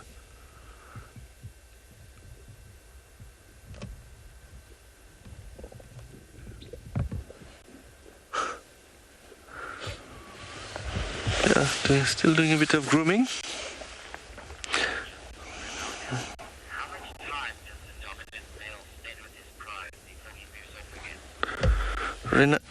Renata, you would like to know how much time the dominant male spent time with the pride before it moved off again? It all depends. He will have to mark his territory quite often. I don't have a specific time for you, unfortunately, but it all depends. For example, let's say if the pride make a big kill such as a giraffe, you might spend a lot of time there, just eat every day for a couple of days. So yeah, and then he will have to go off again to go mark his territory. So it's all depend on the situation. Obviously for dark mane now it's much more comfortable for him being with the pride. It will be easier for him to get food. He will be the first to eat on the kill.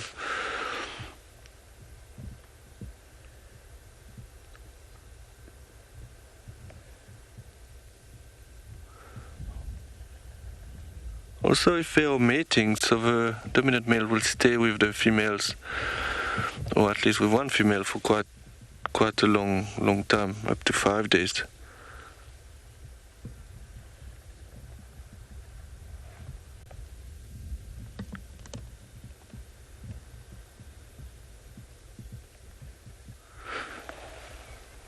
Still grooming himself.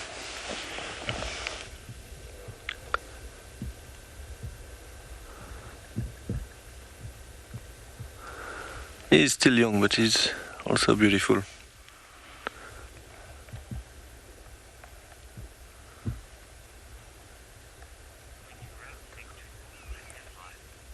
Okay, so I think what we will do now, we'll start doing a little loop around and see if we can find something else. I think we're going to still be in this area for the rest of the day. In the meantime, we'll send you to Ruel, who is also with some lions.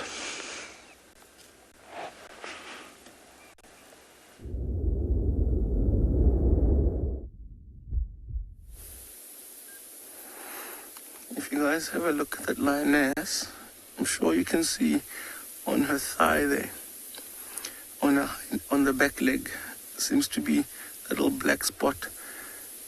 And if we maybe zoom in a little bit closer, I'm sure there's quite a few of those spots roughly around her body, especially on her face and on the back and on behind the head and all that stuff. So these are all claws of battles, maybe while the Ross males are fighting the young males off and these guys get caught, or after a very successful attempt at a hunt and it comes to the feeding and there's a lot of competition and the guys are just fighting and pushing each other. So those could be all the claws of the other lions within the pride. The other problem is she's not going to have a lot of, well, fortunately for her, she's not going to have a lot of battle wounds or scars all over her than the males would. Looks like she's seen or heard something at the back. Oh, there is an impala in a distance drinking at the other end of the dam, and that is what has caught her attention. And she's looking at it. There you go, you can see. There's actually two of them there.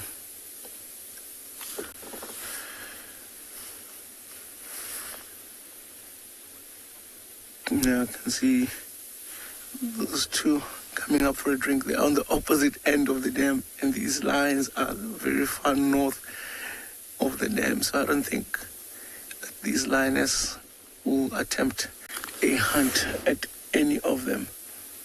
You can see she's still looking back, and the other two are just laying down flat. Any opportunity is an opportunity at a male.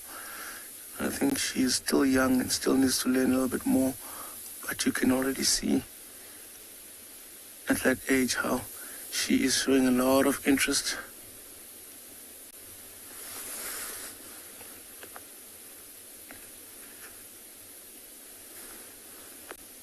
She's got a beautiful face.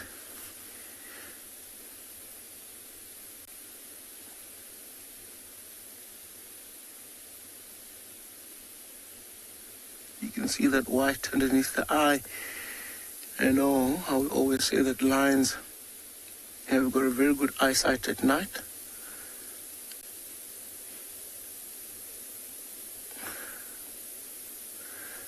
Lioness lover, I believe you're asking how long will it take for the wounds to heal. It's hard to actually put a period onto it. Sometimes the wounds heal quicker and sometimes it takes a bit of a long time. And then I've seen what the lions do is they keep licking it. It also depends on how deep that wound is. Is it a little scratch on top, or did the claw go far deep into the flesh that will also determine how long it takes for the wound to heal. For example, if we look at the white one there, just off to the side, you'll see on his side as well, he's got a wound. It's quite open, and that has been there for a couple of weeks now. So it hasn't healed completely, but it looks like it's healing. It's not getting infected. Maybe because when he's cleaning himself, he keeps licking it and just making sure that it's kept clean. And yeah, I wonder how long it still has to go before it gets properly cleaned on her, sorry, not him.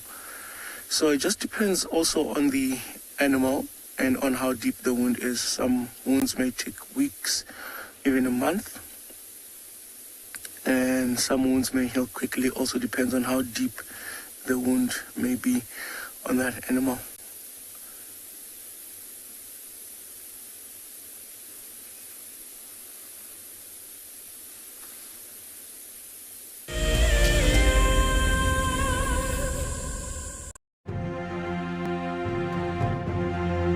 Kate Gilman Williams is an 11-year-old girl from Austin, Texas, and we think she's amazing. At only 7 years of age, Kate went on safari and since then has become part of a new generation of kids who are fighting for animals.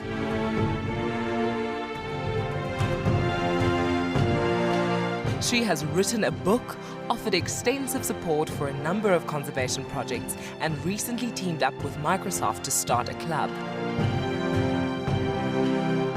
Kate believes that advocacy has no age limit and that if she waits until she's an adult, then it may be too late.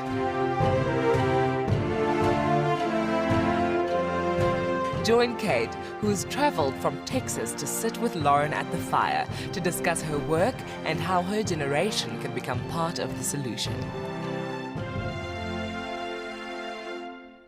Hello everyone, my name is Trishala and I am a naturalist and safari guide here in Djuma Game Reserve in the Sabi Sands in South Africa. I think that the information that we provide and most importantly the questions that you ask give both you and I a really good idea of what's going on.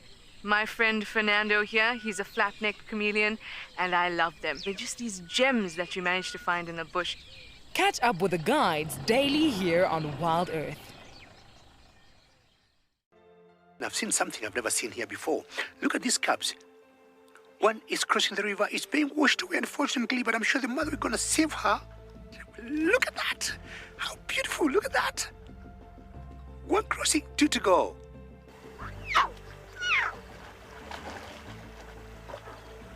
How cool is this?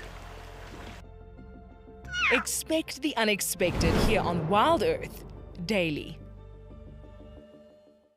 My name is Lauren and I'm currently working in Djuma Private Game Reserve here in South Africa. I love answering your questions during the live safaris. It's my favorite part.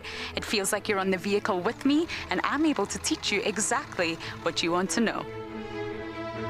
If you want to ask a question on WildEarth, then you need to register on our website. Once registered, you must go to the live safari page and ask your question below the live feed.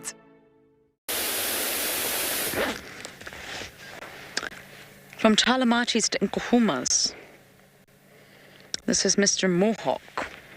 Maybe some of you aren't too familiar with the Avocas if you're new to watching, but this is Dark Main's bro, coalition brother. I'm sure Blondie's here as well somewhere, I just haven't spotted him yet. Nkuhumas are still on Chitwa. I'm actually shocked at that. I actually said this morning, there's no way they'll still be there. They were just too full last night. They were so full after that buffalo. But I do believe the lioness with cubs, or the lionesses with cubs, have moved a little bit further south into vessels. So we won't be able to view them, but we've at least got a lot of other tawny bodies to view. The Dark Main's with his ladies. Mohawk here is with the other ladies, so they didn't reunite.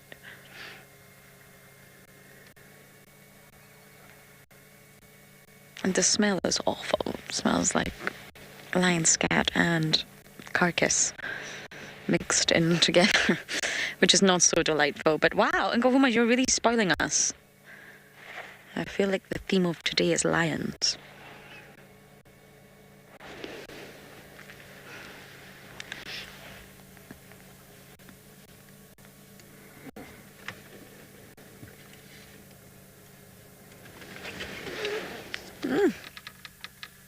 Hello.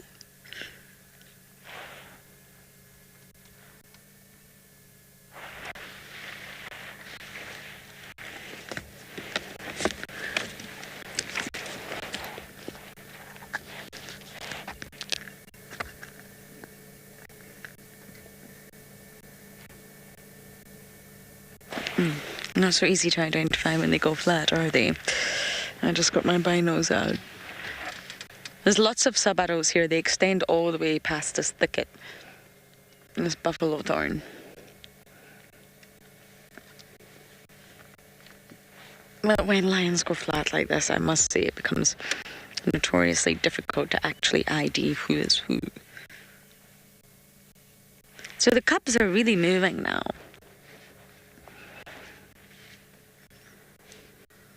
I mean, I did go through this yesterday, but there are 7 so far, but more lionesses could be pregnant. It wouldn't surprise me if they are.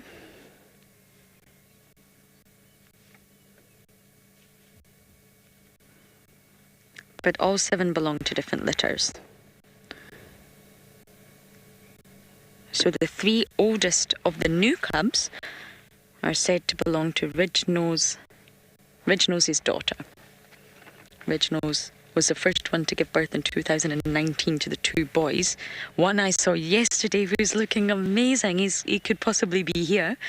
And the other one we do believe is possibly the injured male that's been lost, but I don't know that for sure. So the 3 oldest cubs belong to Ridge-Nose's daughter. And then the middle litter, if you like, there's 2. And these 2 belong to the pale-eyed lioness. Then the youngest 2 of the 7 belong to the tattered-eared lioness. And that's 7 in total. Then you will be able to see size difference if you can sort of see them all at once. I mean, sometimes it's just a bit of a cuddle-puddle. But when you can see them all at once, you'll be able to see there are size differences between the litters.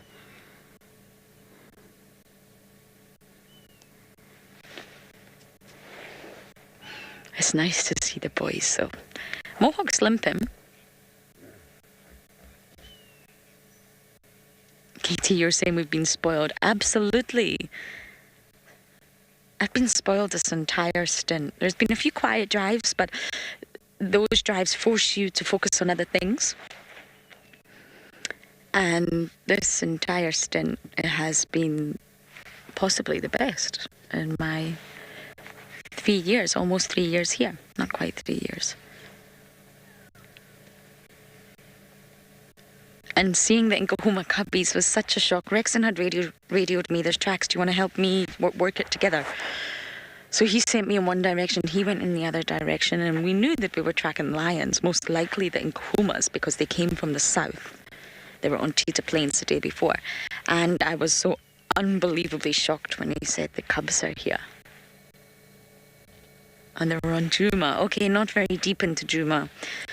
In fact, they were right on the periphery of Juma, but still, they were on Juma, and it was such a lovely surprise yesterday morning. They were nibbling on bits of the carcass, trying to bite Mohawk's tail off, jumping on the lioness's back, being very vocal. They're no longer that weak altricial stage, that's for sure.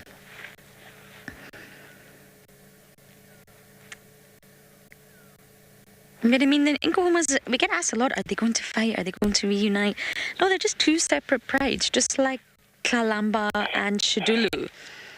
They have their own territories. Their territorial boundary meets, and it's actually where we saw Calamba this morning, where I showed you Philemon's cut line. Or, yeah, I would say Philemon's cut line. It's where the territories meet. And that's exactly the same for lions, just the Nkahumas and the Talamatis, their territorial boundaries meet.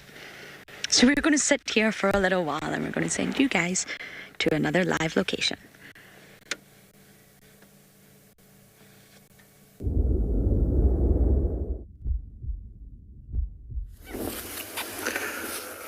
Welcome back to Phinda, everybody. And look what we found.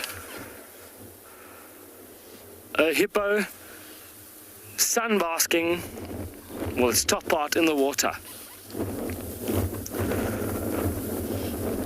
So we said we were looking for larger herbivores this morning, and this being an aquatic large herbivore, as he probably spent most of his night walking around the grassy areas. You can see behind, maybe if you move out a little bit, again you'll see the grassy part around this watering hole that we're at, and that's probably where he spent his night.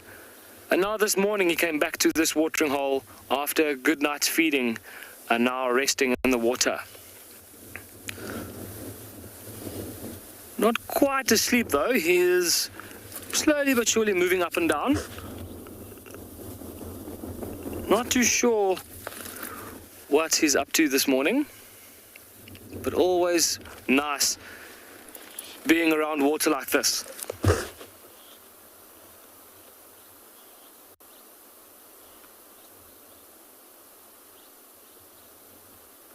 I just looked with my binoculars now, and in front of that hippo it looks like there's another hippo.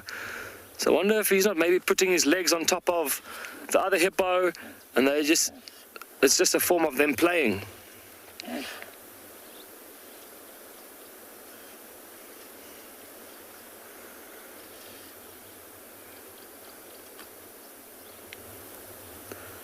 Baby.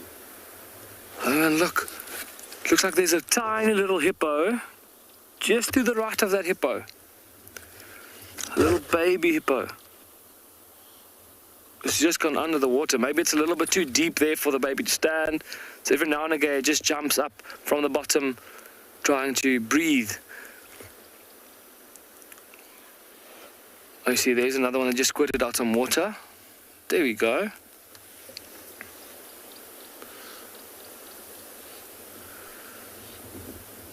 And I guess being in the water is not a bad place to be this morning, just because there's lots of water, or lots of wind.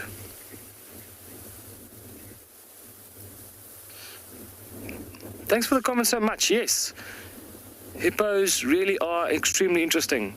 There's nothing that looks similar to them. They've got their own look, and very interesting. I definitely agree. Especially if you take a closer look at that of their faces and you see that their nostrils, eyes and ears are almost on a horizontal plane. And that's just so that they can breathe, see and hear at the same time while the rest of their bodies are underwater. This hippo's really up to something. I'm not too sure what he's doing. There you go.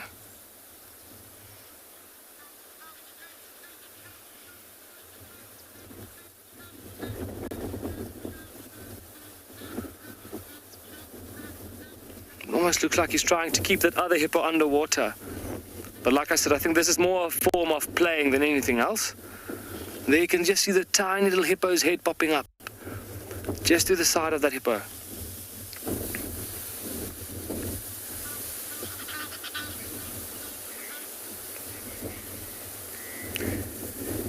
Gary, that's a very good question. I also thought that they potentially could be mating. Hippos do mate underwater, and I did consider it, but every now and again the way that the hippo under that hippo is jumping up, I don't think they're in the best spot for mating. But it could be. Who knows what's going on under the water there? They could be mating.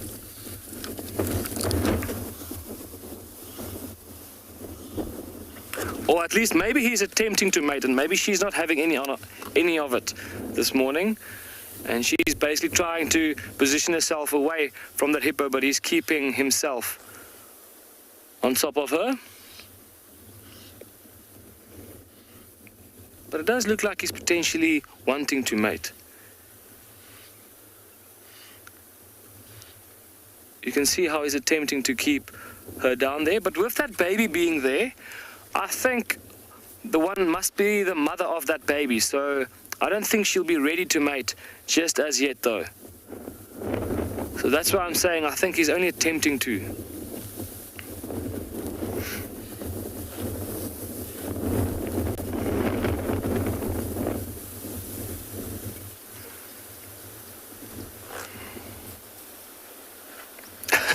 You can see there he's had a little bit of a mood swing, and now he's gone under the water. She's not interested, well then he's moving off. You can see how he's now running away from her, under the water. And there they've all, just like that, disappeared. Oh, and back up.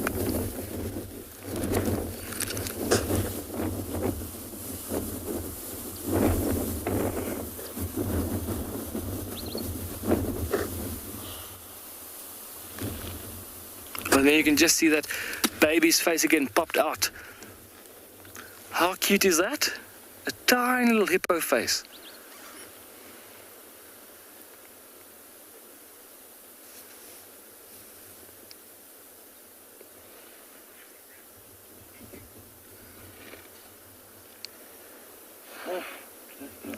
I don't know if you can hear, they just started calling that very iconic sound that the hippos make. But for now, we're just going to drive around this watering hole, see if there's anything that's coming down to drink on our search for whatever else we can find.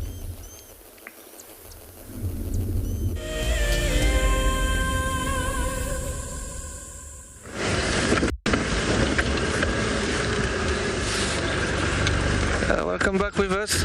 We did leave the lions. I did check quarantine. I think maybe Calamba was going in that direction, but we didn't see anything. So now we're just going outside Galagopan and we're going to try Gary Dam. Maybe there could be some nice bird as well there.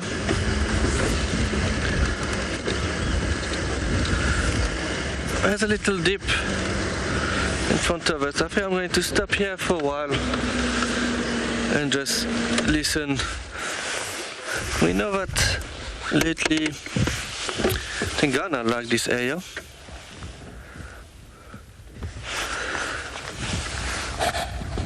So we're looking at the beautiful jackalberry there at the back. It is a very tall tree.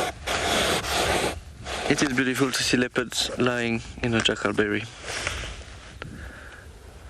I don't think there's one leopard in this one at the moment, but it's always special to see one beautiful leopard lying on a big branch of a jackalberry.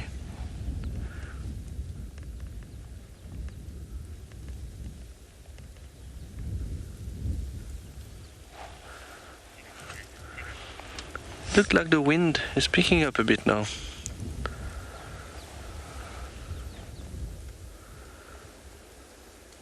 So you can see this jackalberry is more green than the other trees.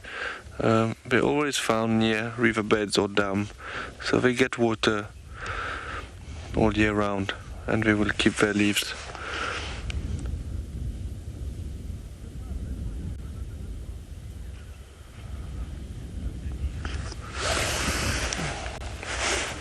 Yeah, we don't get much rain in winter. It's generally quite dry, but we had a very good summer season for the rain, so the grass is still long and the trees, some of the trees are still have leaves, like the marulas, which is unusual.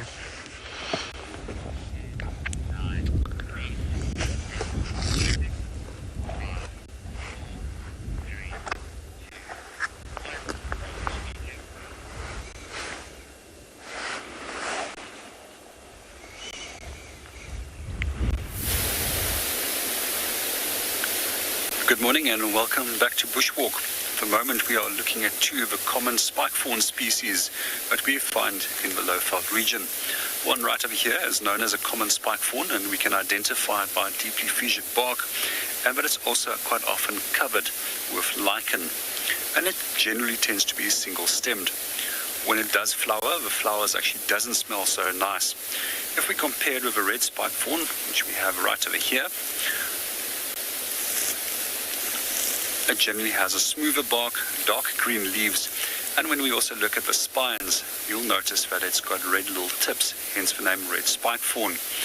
Both of these species of spikefawn has been used to stretch leather over drum bases in the past, And what I also find quite interesting is that these are actually modified branches, which is designed for protecting the tree against browsers. That's very similar in appearance to a fawn. However, a fawn is actually a modified leaf itself. Also find that the tannin content in these leaves are very high, and it's often used for stopping diarrhea if you have a upset stomach. Meanwhile, we're going to hand you back to Ngala and see what they've got up to.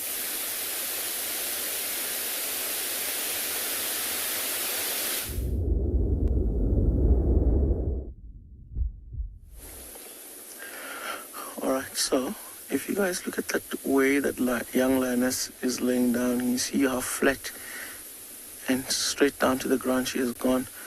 There are a few impalas in the direction that she's facing that are having a drink. Fortunately for now, I don't want to move the vehicle, as that noise would certainly cause the impalas to look this way. I don't think the impalas have realized yet that there are lions out here. And I'm surprised because that white one is literally sitting out in the open area and none of these impalas see her. What's even more impressive is now that she's seen them, you can see how she's also turned her head to focus there.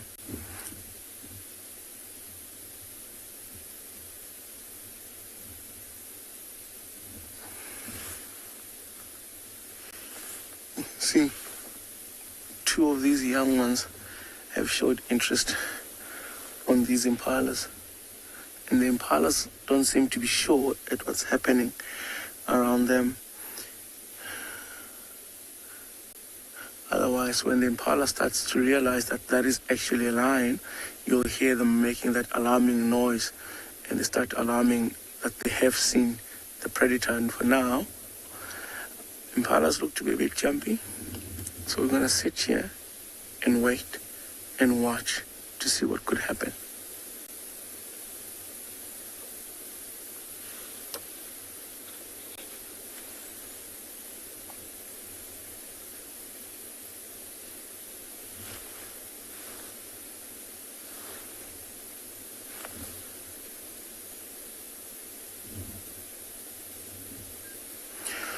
Wolf, I believe you're asking how old is that young white lioness. She is just above 2.5 years. She was born a few months after that white young male who was born in October 2018. I think maybe 2 or 3 months younger than he is. So she is roughly 2.5 right now, if I remember correctly. And you can see she's already learned a few of these hunting techniques.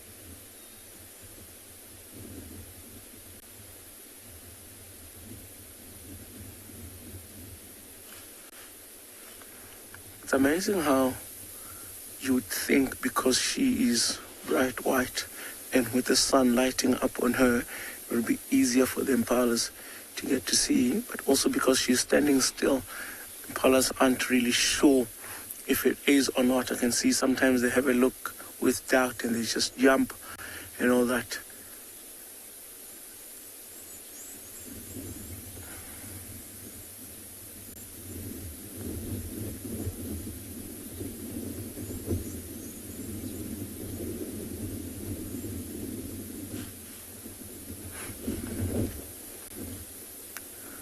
And also what's surprising is that the wind is blowing from the lines to the direction of the impala, and which means that the scent of these lions should be blown straight towards the impala, and they should be able to smell them. So the lion is exposed, opposite wind direction. That gives the impalas an advantage. If that lion makes a movement, these guys will easily pick it up. And I think that's why this young female is standing, or sitting still rather.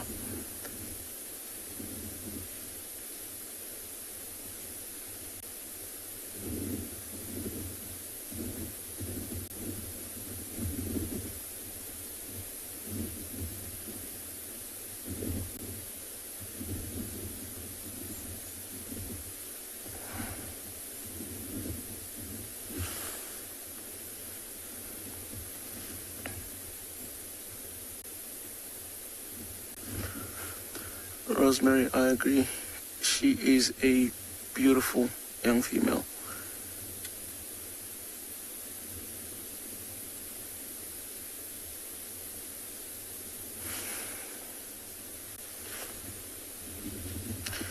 It looks like the impalas are starting to move away from the dam. I'm just wondering if these lions will maybe, after the impalas have moved, use the available cover just to try and stalk an ambush, or will they decide that it is absolutely not worth it? You can see, if you look at her now, she's got her head up, and these impalas have all moved off from the dam.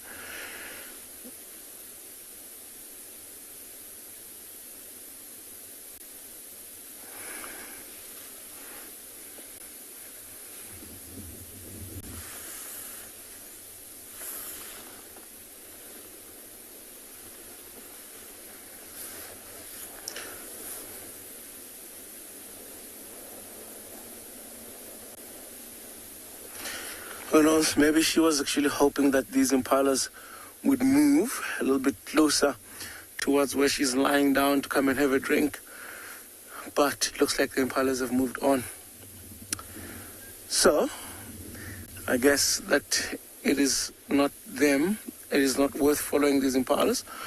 I think these lions are going to get up and maybe find shade elsewhere, right close to the dam, hoping that something comes down for a drink. And then we will stick around and see if they do that.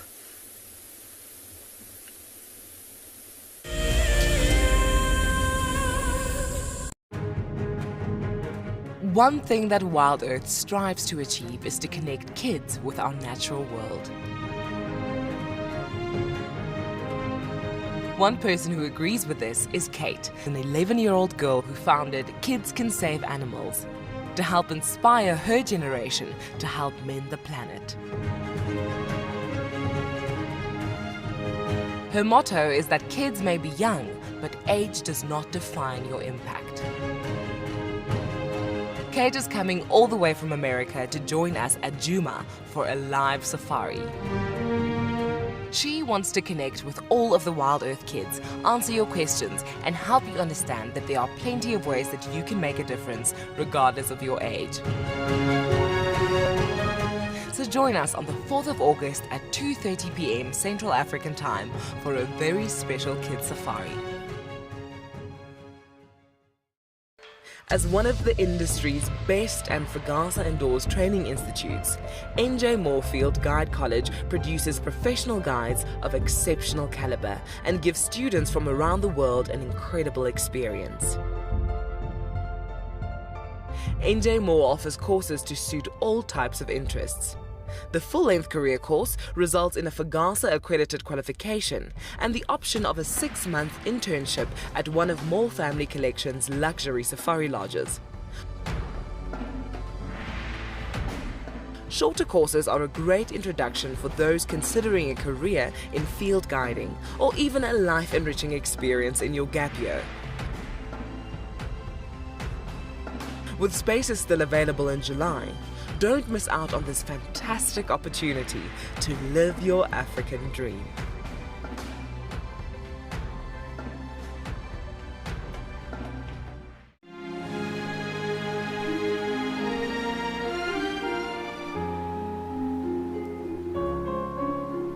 You are cheeky. That was a brave decision. Amber Eyes is Oh. Oh.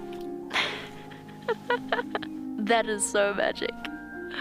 That was absolutely wonderful. Amber Eyes just gave that cub an enormous hug. Expect the unexpected here on WildEarth daily.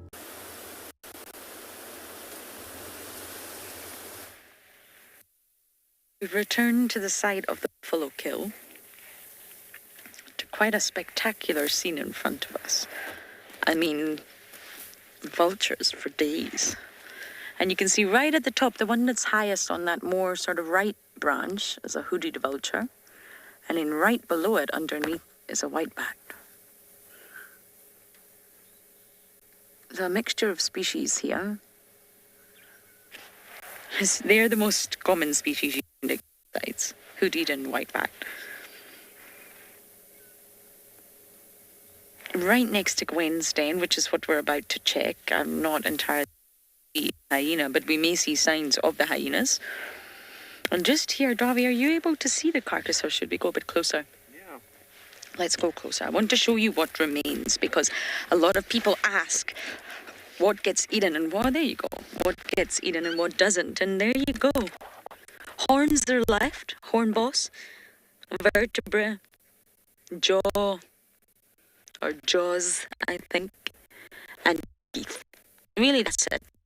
Other than that, it is completely clean and gleaned.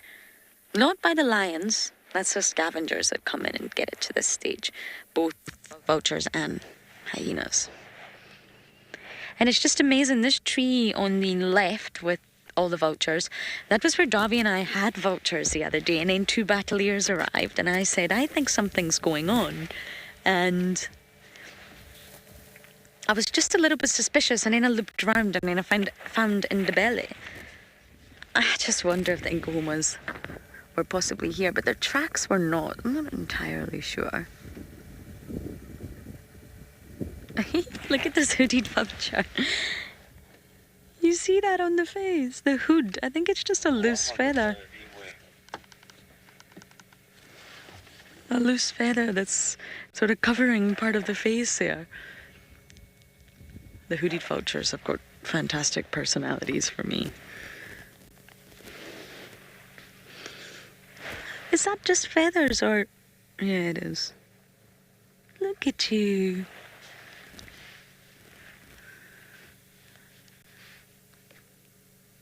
I'm desperate to see a bearded vulture. But you get hooded vultures here, white-backed, white-headed, but they're not so common. I haven't seen so many white-headed. You do see them. They're not so common. Lappet face. They're the big boys. What a gorgeous shot. And this is a juvenile. So when the hooded vulture grows up, the hood actually turns white.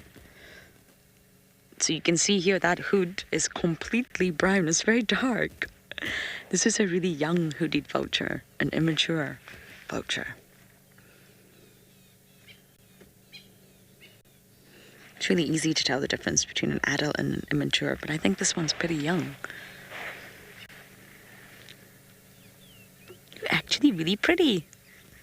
Look at that blue eye. Megan, me too. I also have a soft spot for these vultures. Hooded vultures have a whole lot of personality under those hoods. You're very brave, very funny to watch. Very intelligent.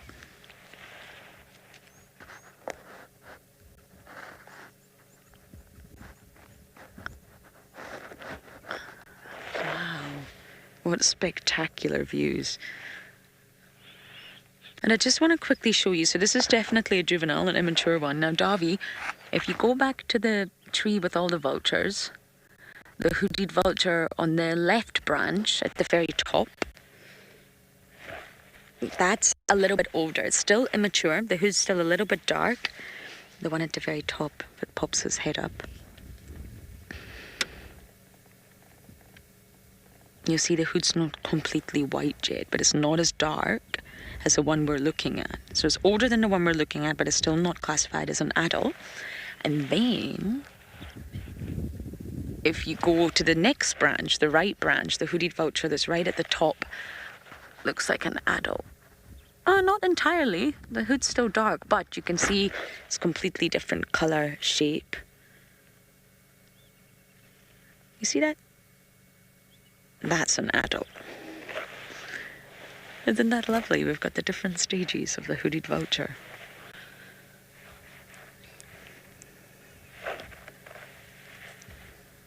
I think they're just waiting to ride the thermals now. I mean, this carcass it's finished. A few of them were on the ground looking for little morsels, seeing what was left, but the carcass is finished. But where are the hyenas? Hyenas!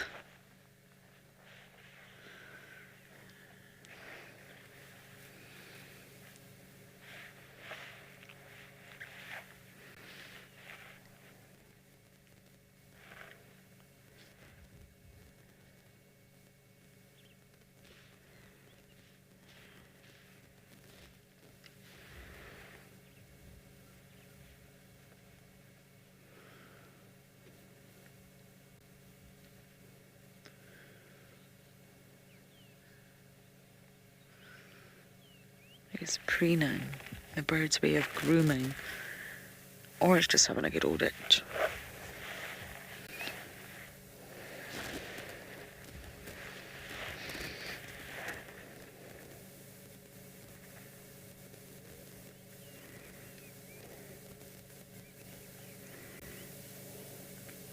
And that looks oddly satisfying.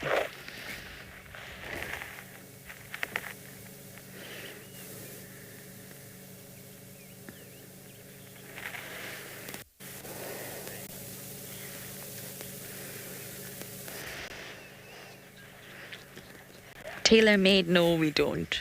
I'm not aware of any projects that around here.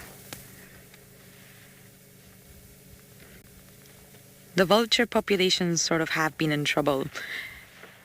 Their classifications differ across the species, but generally, vultures, a lot of communities poison vultures, I'm afraid, which is very sad, but there's still a very negative perception around them. They're vermin, they're dirty, they're bad, they're scavengers, and their populations have been decreasing. But there's a lot more focus going on them, sort of, vulture populations now. They're very integral, they're very important to the ecosystem. The populations cannot be decimated.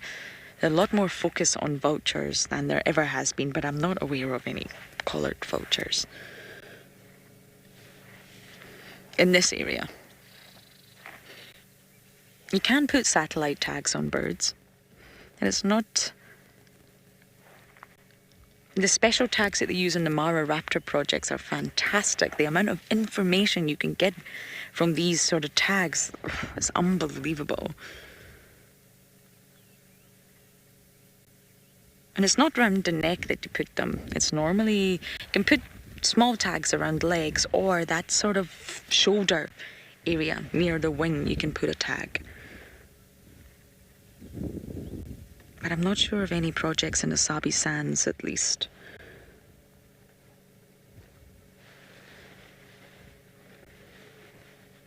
You normally put sort of metal tags around legs, or specialized satellite tags around wings.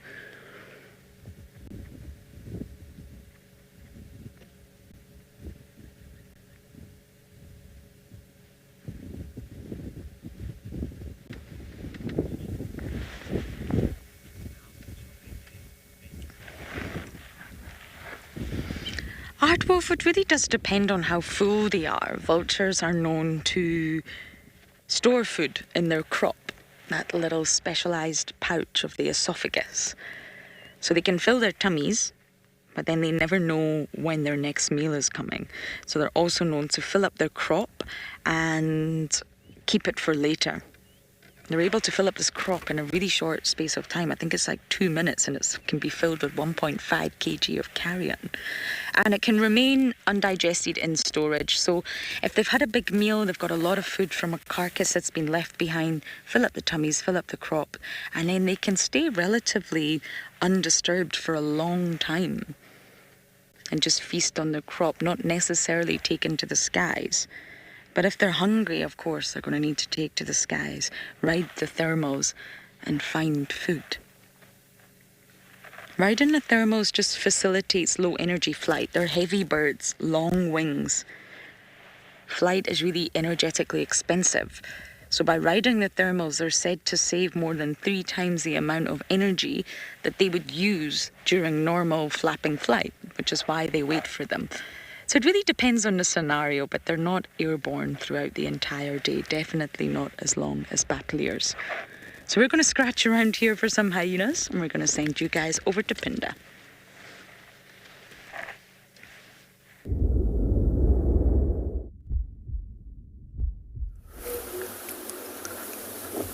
Everyone, have a look at what we found. How amazing is that? A whole journey of giraffe coming down towards the river to potentially have a drink. And there's a wildebeest in and amongst them as well. All going down towards the water. It looks like these giraffe are a bit uncomfortable as to where they're going to kneel down to drink, so they haven't quite found their spot yet. So as you can see, they might move to a different spot to see where they can come down to the river. Oh, look, there's some zebra crossing just to the left. There's some zebra crossing through the river.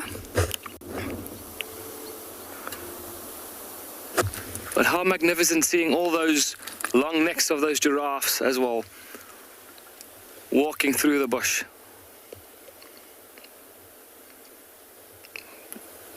As you can see, with all those trees shaking the wind, it's really, really windy down there. We're on a little raised area, on a little hill, and we're looking down into the valley where those giraffes are.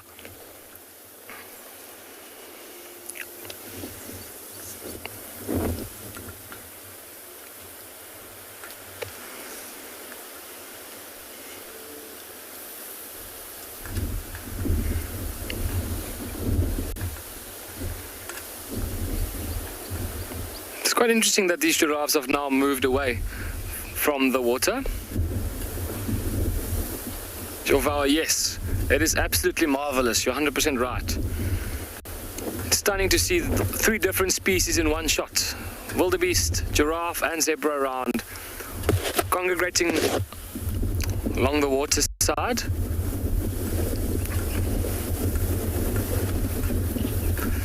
So it's quite interesting to see that they've actually now moved away from the water completely, because they've moved back in exactly the same area where they came from. And they didn't come down to drink. I think they just haven't found a comfortable spot for them. So they'll probably move to a different area and find somewhere comfortable to drink. But I think in the meantime, let's send you back over to Rule at Ngala, see what they're up to.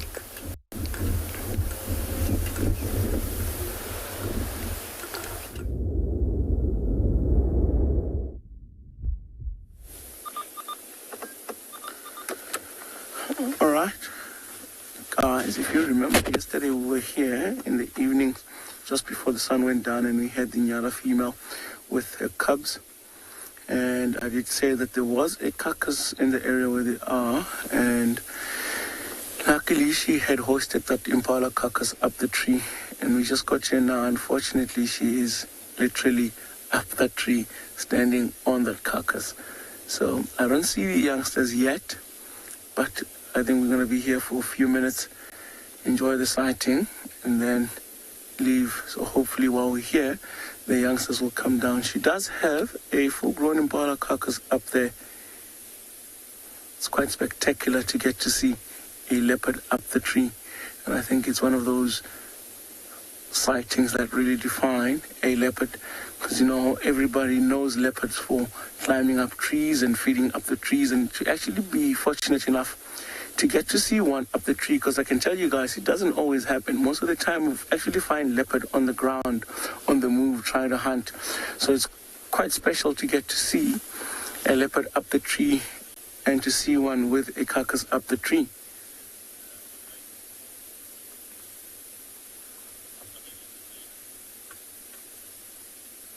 When I can hear her just breaking the bones of that impala.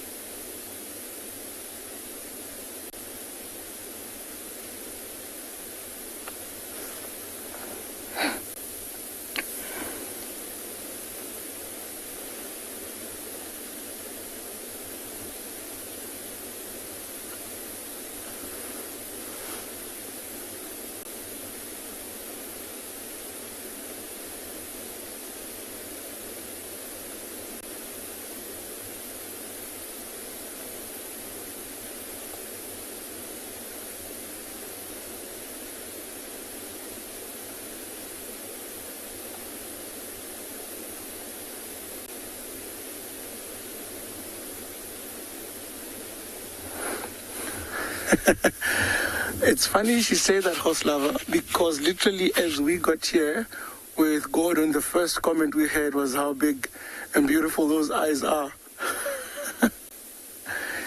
I must say they are very, very beautiful. She is a stunning leopard herself as well, hey?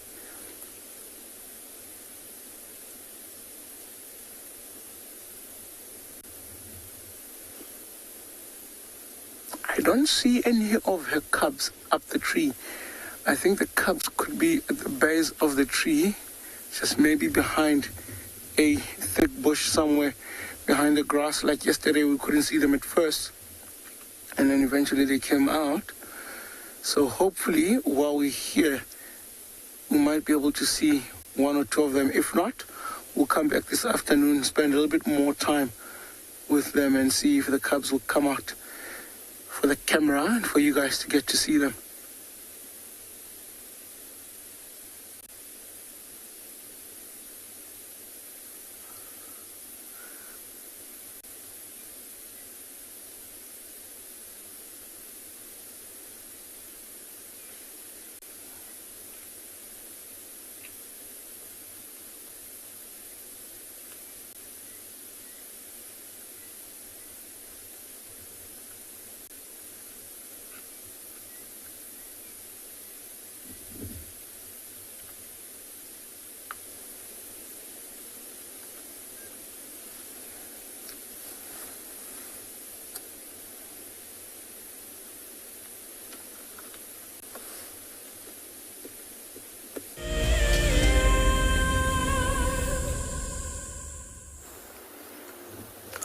Welcome back, everyone.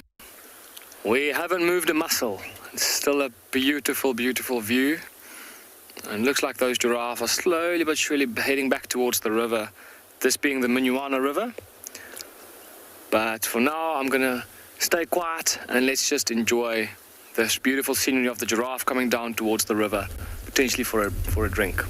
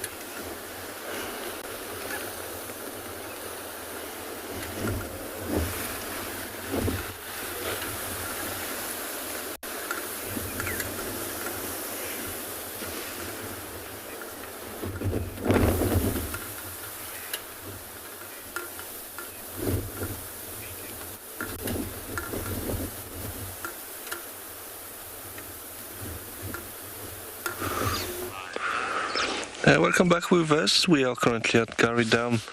We were watching this herd of wildebeest at the dam drinking. Unfortunately, they now decided to move off. We did check a bit everywhere around Gary Dam, on the eastern side, near Central Road, and also on Galagopan, but we didn't see much. Oh, we're going a bit far now. It is getting quite warm now. I think what we will do, maybe continue on the road and make our way to quarantine. Calamba was going in that direction earlier, so we never know. We can check there.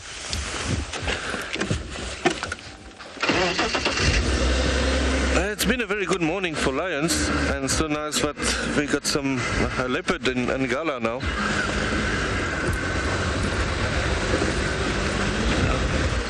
So I'm just going to stop here quickly. There's a beautiful bushbuck. Sorry. Yeah, so change of plan. A beautiful male bushbuck. They tend to stay quite close to camp generally. They get very tame. Leopards really like to hunt them. It's like he's eating the weeds. And we don't see them often. It is quite nice. This is a very big male. Obviously the female will not have horns.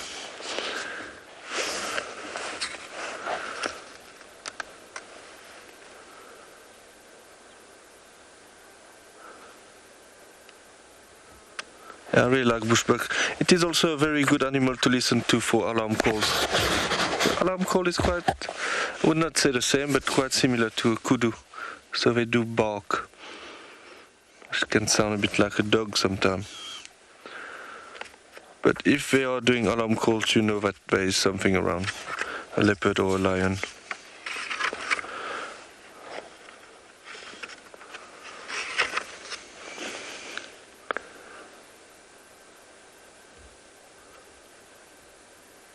Here I have beautiful horns.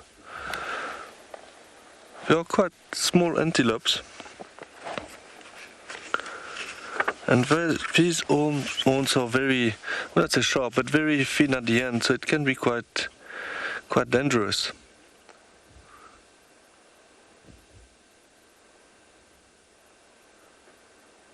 There have been some report people being injured by them.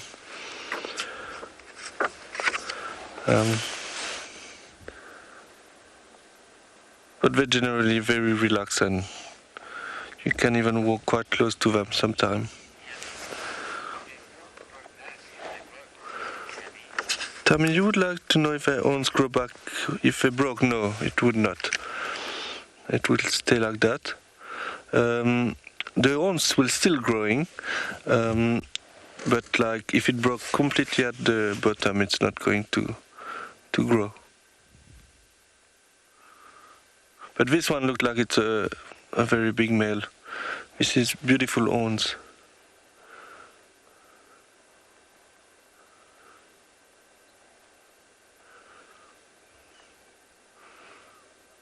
So here the bushbuck and the kudu doesn't lose their horns like the antlers and then grow back. The horns will always stay there until it breaks.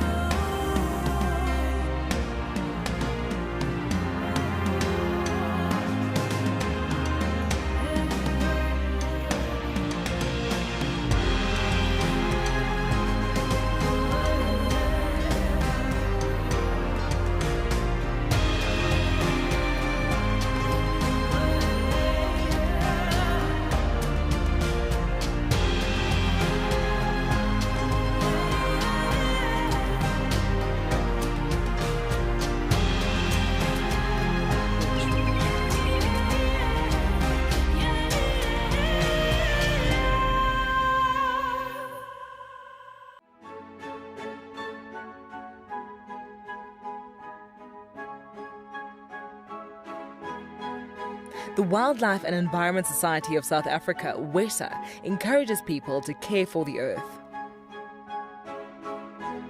Through innovative projects, they aim to reverse the serious issues that we face in the world today. One of these projects is Green Coast, a proudly South African award for sensitive and well-managed coastal sites. This sustainability project protects our national coastlines while providing unemployed youth with a love for their environment and a hope for the future. WESA is a membership and volunteer-supported organisation. Every supporter is helping to change the only earth we have. Visit our website to see how you can help care for our earth.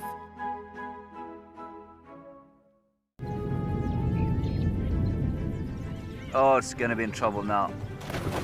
Oh, this is unbelievable stuff. Here comes a hippo in too. Go, Impala. There's a hippo coming in. I can't believe what we're seeing here. This is what we normally see in East Africa. It's all over. Hippo leaping at the crocodile now. Everything's gone underwater. Expect the unexpected here on WildEarth daily.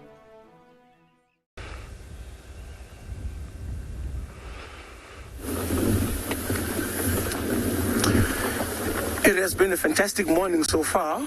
So we are now actually on the search for some buffalo bulls. There were a few along the riverbed at the edge of the river yesterday in the afternoon. I'm hoping that those buffaloes will still be around. And hopefully by this afternoon when we go back on drive again, we will get another chance to see that Ngala female and her youngsters. It is starting to warm up though, it's starting to get hot. And I've got no doubt that most of these animals will now be starting to look for shade, maybe in the deep or thick bushes of the small rivers and the big riverbeds. So we'll also get into the Tumbawati River, slowly drive in there, see if there will be anything out there trying to feed and get a shade. And then hopefully we get what we're looking for.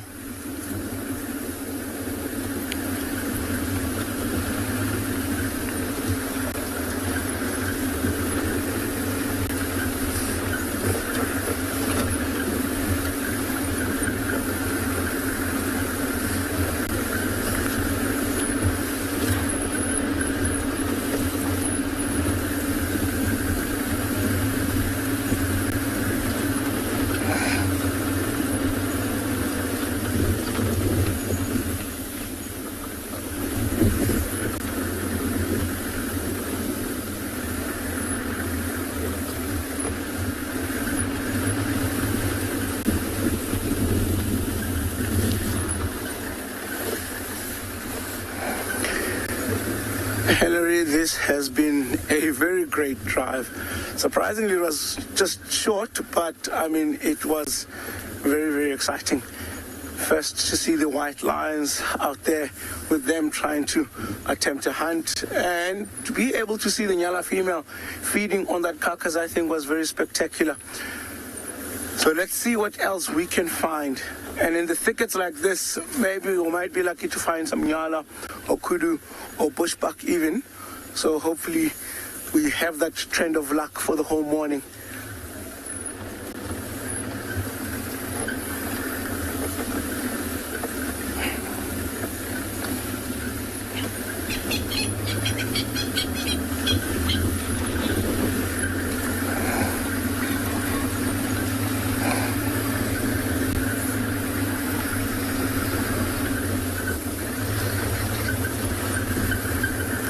You know, it's amazing how the bush or the wilderness can be at times. Sometimes you get up super early in the morning and you go out and you're driving and it's absolutely quiet and it's difficult to find animals. And sometimes you go out and there's just stuff happening all over the area and you just don't know where to go and what to do next. And I think this morning was one of those great mornings where you get up and you go out and just nature unfolds and everything just happens.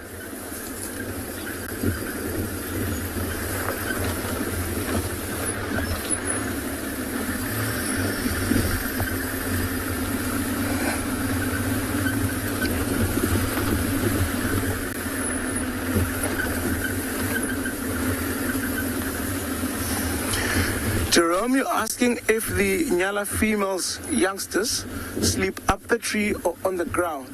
So they can sleep in both places. It'll only depend on what the circumstances are and what the situation is. For the nights, I think with regards having a carcass up that tree, it's probably much safer for them to be up the tree because that carcass is going to attract a lot of attention, especially that of hyenas at night moving around. So it'll be much safer for them to be up the tree at that time of the day. And then right now, because there's far less predators on the move, they could also be maybe sleeping in the ground there. It's not easy though, sleeping up the tree where they have to try and balance and try and stay up the tree, especially with the winds prominently blowing at night, constantly shaking the branches, making it a bit difficult. But it is the safest place to be for them. And then right now, it's easier to just be on the ground.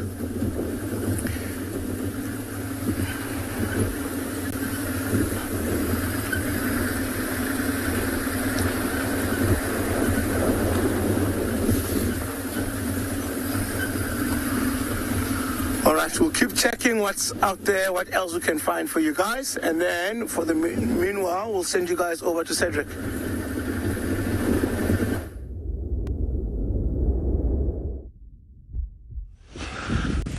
So we did make our way to quarantine, and we found that little herd of wildebeest.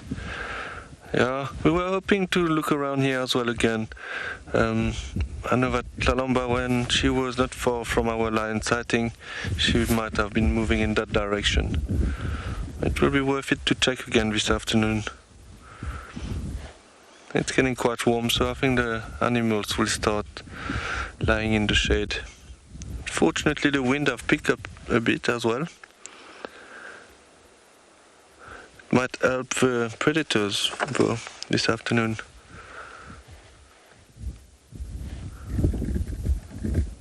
It was a great morning, lots of lion sightings. Yeah, I'm very happy that we managed to find this lion track and found the lions. It's always nice when you track and you found what you're looking for. They are making their way west at the moment, these wildebeest.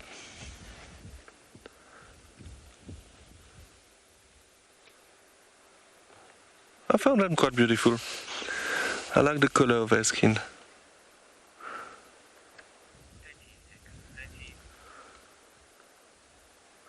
But again, thank you very much for joining us. It's always a pleasure to bring you on drive. I hope you enjoyed the sighting that we found for you this morning. Thank you very much also for all your questions. It's always nice to receive your question. And I hope you will join us this afternoon. I would like to say bye for now.